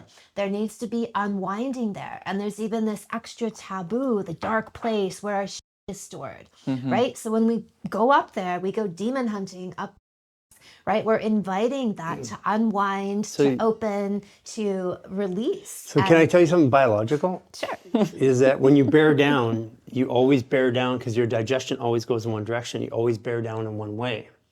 And the rectum through the large intestine is grief. But and when you unravel the epithelial tissue it actually will unravel all the way through up to the throat. And that was it was literally one of the most, when I learned about the fascia, I'm like, took a ball, put it up my, and twisted and held it there. And I thought, well, that didn't do anything. I laid down in the bed, and then all of a sudden I could feel unraveling. And then I realized that it's because our organs are emotions, or how we emote through the world. That's it, actually our connection to our field, technically. And when you get a tight or you have a stick up, it's because you've been bearing down the wrong way without receiving over time. And metaphorically and truthfully, what happens inside our body is reflected outside in every way. And I know you believe that as well. It's also the intestines too, The which is your intestines, everywhere. brain. Yeah. So it's another way to get there. I mean, we do movements on the outside. But we do have a sphincter release, which we took the guy who made Raw of Earth, who made pole tanning popular. Yeah. So we demonstrated a couple of years ago the sphincter release. It was good for a couple million views. But the truth of that release is so powerful. We actually did it in clinic, but we would do it over top of the yoga pants, and we just take a ball. It still works. Right. But there's also like releases you can do on your penis and also intervaginally. I could tell you, inch, and every man has an inch and a half, and I proved it, and we're just trying to find a way to appropriately put this in the video so people can do it. Not about size, but it's more about when you actually increase the length of the penis, it actually moves the hips back out, because the compression in, I was circumcised, that actually compresses. Right. You know, people who are uncircumcised are generally taller And bigger. and bigger. Yeah. So Yeah, you're contracting, you're shrinking away. And generally, circumcised guys have more incidences of premature ejaculation because they're afraid. They're bailing out of the experience as fast as possible. yeah, so I mean, those are all topics I'd love to take down with you at some point. Yes, yeah. But I want to talk about intervaginal and releases for the penis. Because have you noticed, is there ever a time where you're directing somebody based on what you feel or see, that they do something specific to their body in that way? Well, from the Taoist reflexology map, where they've mapped out these zones on the in the vagina, then the cervix, I talk a lot about the essential nature of cervical orgasms for women. It's the heart point for women. Yeah. It's connected to the vagus nerve, goes all the way up through the heart to the crown chakra. Women often feel or say that they've seen God, right? They have these otherworldly, transcendent experiences. That was my first orgasm, right? That's why we're all here, really. And most women have to have vaginal versus cervical, right? External versus internal, because internal is really the actual connection. Absolutely, Yeah, 100%. okay. They couldn't. And because I hear this a lot, you have to stimulate the outside, but I'm actually, if a woman can connect to that inside, that's where all the magic really happens. Yeah. Oh yeah, 100%. And you have to be able to do all of them. I gave that all the way through the spine. And yeah, but I mean, I'm all about the good stuff is in the vagina, right? The is 10%. It's like the tip of the iceberg. Well, doesn't it go inside too? It goes in through a bulb, but it's kind of like saying your elbow is connected to your knee. Yeah, okay. It is, but it is really distinct as well, right? Well, men have 3 knees. The right knee, the left knee, and the weenie. Yeah. Use dad joke central. Yeah, he's on fire today. Well, that's my favorite one. So I don't know, weenie. It makes it sound wee. Well, WEE, like a small. But I don't knee, have maybe. another way to Maybe say have it. come up with a better one that's like big knee, right? Big like knee. that's another pun. Yeah, That but it doesn't work. suggests a It doesn't large work if you knee. have to explain it. No, I know, but I'm saying like go a level higher and find a big metaphor instead of wee meat, like small metaphor. Jesus. So okay, where were Stuffing- intervaginal releases. Right. So the cervix is, to me, the most important stimulation point for women. Like if you only had a woman only had cervical orgasms for the rest of her life, that's enough. That'll do the trick. There's so many more, right? There's like 11, but nipplegasm, orgasm, No wonder there's energygasm. books on this. But, It's so but complicated. I learned all this stuff just through playing with the body. I didn't read a book That's that what told we me do. about my cervix. That's our whole thing. To me, well, that's what I think makes you masterful, right? Because you learned it through the body. You didn't read a book and learn about it. Well, not the same. That's actually what we're teaching. We're unwinding even doctors and practitioners all over the world, saying, Play with yourself. yeah, experience. If you experience it, it's an inner knowing. If you learn it, you'll forget it, or you don't understand it. And then you speak with such confidence because you know, right? You know it. And then you see it with people you start working with in a smaller circle becomes a bigger circle. And you see the same thing over and over again. And when you speak, your voice is solid, right? You're communicating that It's truth, authentic. that authenticity and truth that people, we have our own internal divining rod that we hear that tone and that energy and we perk up because we're like, yeah, that sounds like truth. Yeah. So the stimulation is so important for women, or that especially the cervix, but everything in the vagina. Most vaginas are numb, right? They haven't been, they've been dissociated, they haven't been stimulated well. Women don't feel anything, so they don't bother with them. Women are all told that this is the only orgasm that women can have. Some women have orgasms, but they're there, little girl. Don't worry if you don't. It's okay, right? Where I'm, no, 100% every woman can. For the, I'd say that like it's the de-armoring is like that, especially if a man's been circumcised, is a lot of massage, right? And I'm sure you have your own techniques for that too, but loving, connected, healing, activating with the intention to adore and heal, and works on the yoni too, but I think especially in men who've had that trauma experience, so that men really occupy their, right? That like that example I gave at the beginning, like you have the man and you have the, right? And the man is fully occupied in his body and the becomes a barometer for the man, right? When the man is solid and powerful and strong, so is the erection. And when he's not, when he's tentative and unsure, it's not. And men have grown in my work too, right? Like a good inch and a half in length and girth solely through the occupying. It's so of that interesting energy. you say that. Because when I'm more masculine, my body changes. Like if I start acting more masculine in my day-to-day, I smell different, my body shifts to be more masculine. If I act more feminine, then it becomes more feminine. It's like she's pointed it out over the last couple of years, like every time I change the way that I behave, my body starts to reflect that. Because she notices by the by the smell, Yeah, by but you the walk in a look. room, you smell different. Yeah. Yeah, I do. I could smell you about 5 minutes ago, like a nervous sweat, and it like smell. Yeah, There's his a smell fear, of fear, all of his emotions anxiety. smell I have a quite good- different. Yeah, I have a lot of smells. Yeah. But Yeah. I grew over the years to like with a partner know the smell of when they're afraid, like a Yeah. fear, anxiety smell. So, right? There's a smell. You know to what? that. What happened for me, where I started changing is initially in the clinic, we were doing 2-hour treatments. So I'd be over top of body for 2 hours, and I noticed a pattern that when someone was releasing fear or holding on, I'd say, I'd smell a smell. I'd say, let go of the fear, or let go of the anger. And I noticed that because I have my elbow in the old days, it was elbow into the. And I started noticing I could tell all these different emotions by smell. And this is just through repetition. Yeah. Working on 7 to 12 people a day, 6 days a week over years.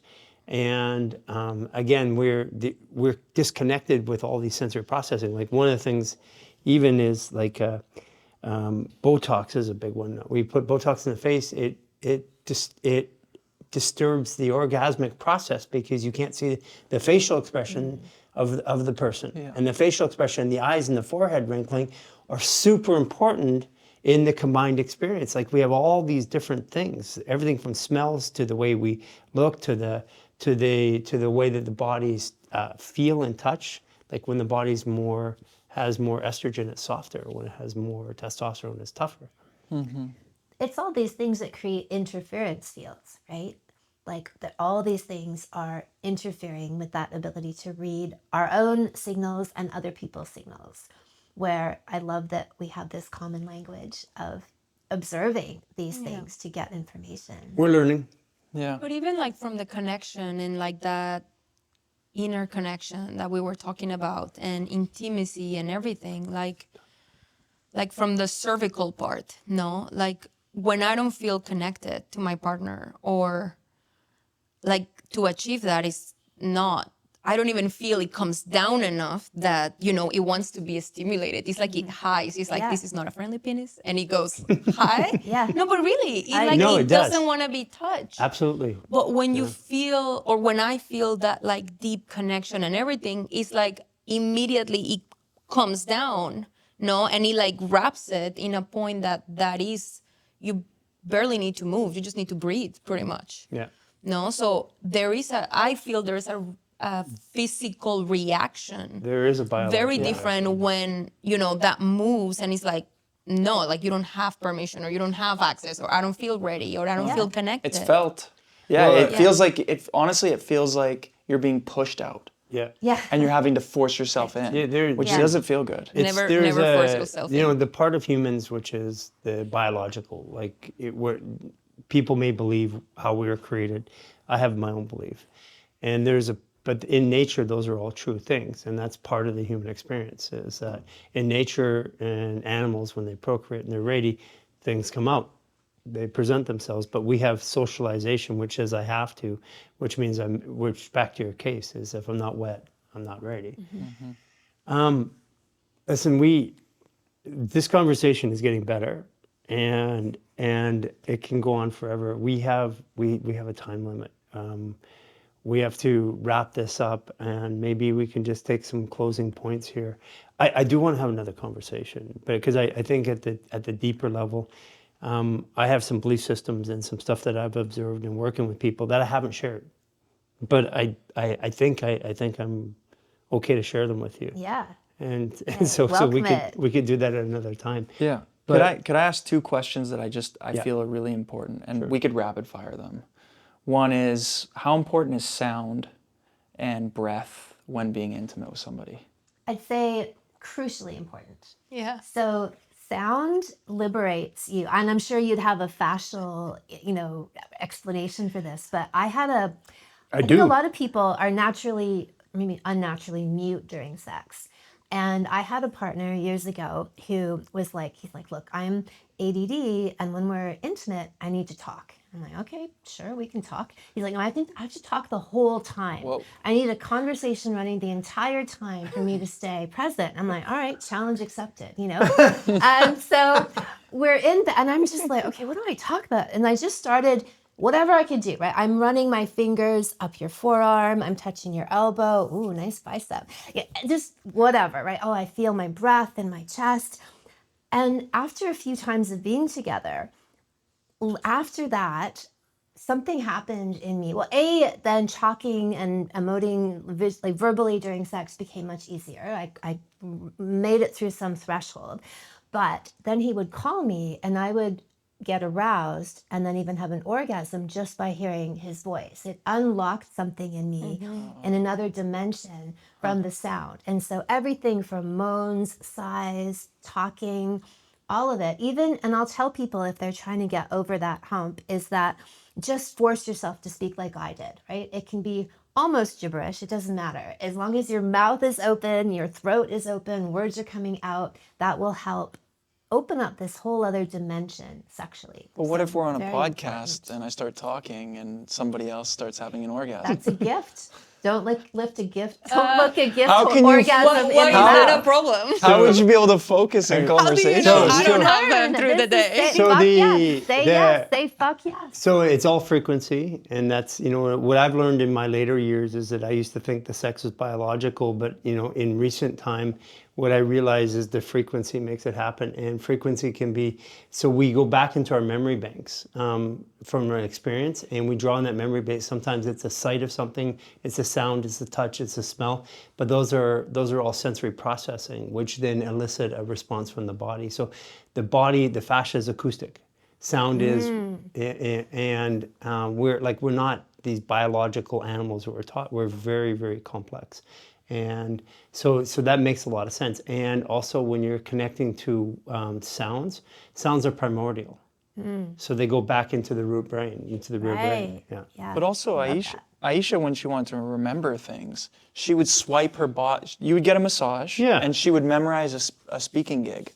And when she was on stage and would forget about the moment, she would rub her body in the same exact way. Okay, you might have way. heard me say this. So To what she's dismember, so- remember. Yeah. But the point is that what I hear you saying is you're in that feeling of an orgasm, and the words of him speaking is almost anchoring or tying the words to the feeling. And she used to do this when she's on stage. If she would forget the words, she would do the massage on herself. All of a sudden, the words would come out. You're anchoring that orgasm into the voice. Well, it's that, but priming. it's like other like, you know, like I somebody, right? Voice somebody, like, you know, being able to then penetrate and connect with someone on all these multiple levels where we think of like penis and vagina, but there's all these like, energy sex. You know, I can have sex with my partner when he's on the other side of the planet and actually feel that, and so could he, right? So this is all when we expand our ideas and experiences, these are the things that start to happen, that high level sexual activity even activates these things in the body, in the system. What we were talking about out here, it's the we've been taught the human experience is here, but the human experience is actually out here. Right. And that's where the quantum, the dimensional, Yeah. but when we're in stress, we live in here. Sure. Yeah. Yeah. Yeah. But the swiping part, you know why? Because it's remembering, right? Yeah, because to dismember the body, take it apart. If you want to remember, you put the body Join. parts back together, because this is the storage isn't here. Yeah. The brain doesn't actually have storage. That's a lie. So let's go into the prostate. Well, breath, And the I'll G-spot. just answer Oh, the yeah, breath. part is breath moves energy throughout the body. And so just by breathing deeply, you will improve your sexual experience. You'll have sensations throughout the body. Yeah. Men will improve their stamina immediately. You'll have better orgasms. When most people are contracted, they're holding and clenching in the body. They're breathing shallow or tightening, Which drives up, you know, and then which drives up passing out. adrenaline, which takes away your stamina. Right. Because adrenaline is the lack of performance. So breathing differently makes you last longer. Yeah. Yes, and will improve your experience exponentially. It So makes you breathe deep. feel way more also. Of course. Yeah, you're stepping Gets you in your body too, right? Where you could be dissociating, you just bring yourself right back. And it's like if you could move the orgasm through the whole body and just have like the whole body instead of just that, area. That was the experience I had as the fascia started to open up. I had a full body orgasm where it was every tissue and fiber of my body. And I was like, I don't ever remember having that before. It was something that was new, and that was when our fascia really started opening up. I had that experience. Well, I find even going back to the tantric, semen retention to breathing to sound, is I find like there's a myth that men can't have multiple orgasms. Oh. But I've experienced, either prolonged or multiple just by using all the things that we're talking about today. I started. Are you finding that that's also something that you talk to men about? Oh, 100%. Yeah. I mean, men could have, especially if you're practicing orgasm without ejaculation, you could have 8, 10, 20 orgasms in a row in a setting, and then... When I was a kid, that was how it started. And then somewhere it became a single one, and then it came back. But I would have like 8 or 9 or 10. And then it just kind of went away, and I didn't know why. And that was conditioning, programming, stress on the Right. body, stuff like that. Yeah. Yeah. All right, ask me your Yeah. magic ass question. Well, so the prostate, there's the G-spot in men. What is the secret to that? What are you seeing when people are stimulated there? What does that do for men's health? What does that do for their energy? Does it expand them? Does it loosen them? Does it change their body physiologically? It's a turbo boost, an amplifier, much like the way vaginal orgasms are for women. They're deeper, they're more emotional. The G-spot, even with the very act of being penetrated as a man, right? Huge symbolism there, vulnerability, openness. I've seen men have similar kinds of I saw God, full, deep emotional releases, and a sense of liberation. Again, that any penetration will give that sense of opening, release, letting go, digging into deep. But the actual prostate stimulating that, it's a turbo boost button to unlock even more in the man, and especially on these deeper emotional levels. So things that have been stuck in them, it's a great way to just like a magic button to push and help open that up. But the man has to be open to that, right? Like again, yes, but it's different to maybe have an intellectual yes versus in my body, I'm going to trust and let go and open up into this experience. Back to the Greeks. I'm going to say this with a look at society that most people don't get to, is that we have a belief about what is right or what is wrong today, and we look back at the history and we judge history based upon something. There was something way more to the act, because they said it was sodomizing, but there was something way more to the act that was well practiced back then, that had something that connected them to power. And one of the greatest civilizations of mankind. I'm not even saying I know what it is, but we look at that was actually a practice by the Greek men. But it wasn't a sexual thing. Yeah. It was not. It was not a sexual thing, and it was not a control thing. It was actually a liberation thing. But again, we have this belief system here, and we look from our eyes looking back at that and saying that's what it was. And Well, you caught me off guard earlier because the programming on that is so deep, right? And it's like, but there's actually health benefits to doing these types of things. for sure. And energetic changes that happen. And so it's even though that I know that, it still goes into the programming that I'm unwinding as a man. Well, it's a great one for men because the G-spot being, I often say it's God's little humor trick, because men then have to confront this idea. Well, does that mean I'm gay if I like something up my ass, right?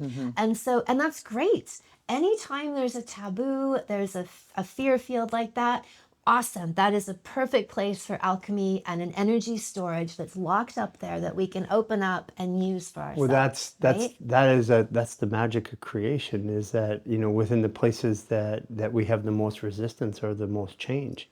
And that's not just physical, that's in every aspect of life. Well, the programming is so deep. Programming With is everything. Like, don't eat this, don't do this, don't do that. But at the end of the day, it's like what you're saying. It's like you're gay if you do that, is the programming today. But there's also a lot of ancient practices and even back in the Greek days where they're doing that because it unlocks something inside of you. It but we've unravels. been taught to shame it, to fear it, and that label people who are open to those kinds of things. And so when you brought it up earlier, like it just made me realize I still have a little bit of that programming in me. And it's unwinding that. You should have saw it, because when I did it in the clinic and I realized it unlocked my hips, and by the way, there's a lot of men who have hip tension and who actually do this on a regular basis, but they don't tell anybody because the programming is so deep. Is the best way to unlock the pelvic floor is literally to insert and rotate counterclockwise, sit down and bear on it and breathe on it. That actually unravels the pelvic floor, and almost every guy has a tight pelvic floor. And a lot of women do too. And It's learning to receive. but I used to tell people that in the clinic, because I'm like, wow, it worked for me. I'm going to tell you, and I have no shame over it at all. And the looks on men's face was just women's face. The looks were unbelievable. I'm like, no, take it, shove it up. Hey, I just got that right now. I was like, wait, what? But it's because, like, part of my journey has been to remove the taboo. And I've been very, very vocal about that, because where the shock value is where the growth is. Yeah. Yeah. And so I have no problem. I love shocking people. And I know you do too. So. It's playful, it's fun, and it's disarming, right? That bit of humor or shock, it's to break the energy up. It's really what we're doing, right? In a fun way Yeah. and a playful way. And I'd say, as a kind of summary, right, the things that we're talking about, like even this is such a great example of the activation. If people remove all of the conditioning and ideas that they've been fed about what sex really is, and you're looking at it as this pure life force energy that we all need to have liberated, right? Rather than all of the collection of obscuring ideas that have been placed on top of it. That's the essence of it. Right. And so the techniques, the movements, the suggestions are about, okay, great. How do we unlock that energy, which is super fuel in the body? If we and in looked the at it that spirit? way, just from an energetic perspective, then, and that was the key to success in life, and everybody saw that, then all of the paradigms and myths would go away. And I truly believe that's where we're going. We're coming to a higher frequency, higher consciousness of human beings, and having these discussions are really important, because if we don't break down, society doesn't change when it adheres to old programming, and old programming is what keeps us locked. Our words liberate us or limit us, and our words are distillation of our thoughts, and our thoughts are directed by our beliefs, and we can change it. Just as the beliefs affected the words, we can actually change it at the word level to circumvent the disprogramming of people. And that's what I'm all about. I'm all about reprogramming the human experience. And it starts off with the simplest of things, the words I choose.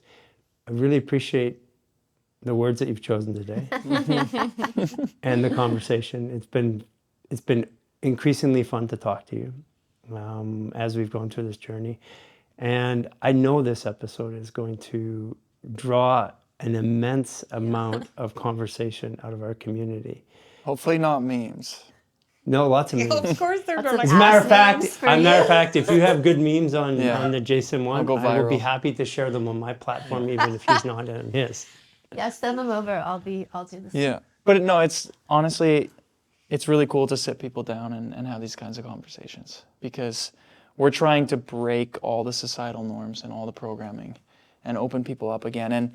And I know that creation energy is a big part of this. And everybody's been separated from it, from the programming that we've grown up in today. So I appreciate you sharing this, and it's been a pleasure having you and opening these types of things up to the world. So. Well, thank you. It's been a delight. I think this is probably the most fun interview I've ever done. And I love how we've been able to go into these deep topics. And I'd love to interview you at some point to get that same, all these parallels We'll go between deep. our work. Yes. We'll go deep. Yeah.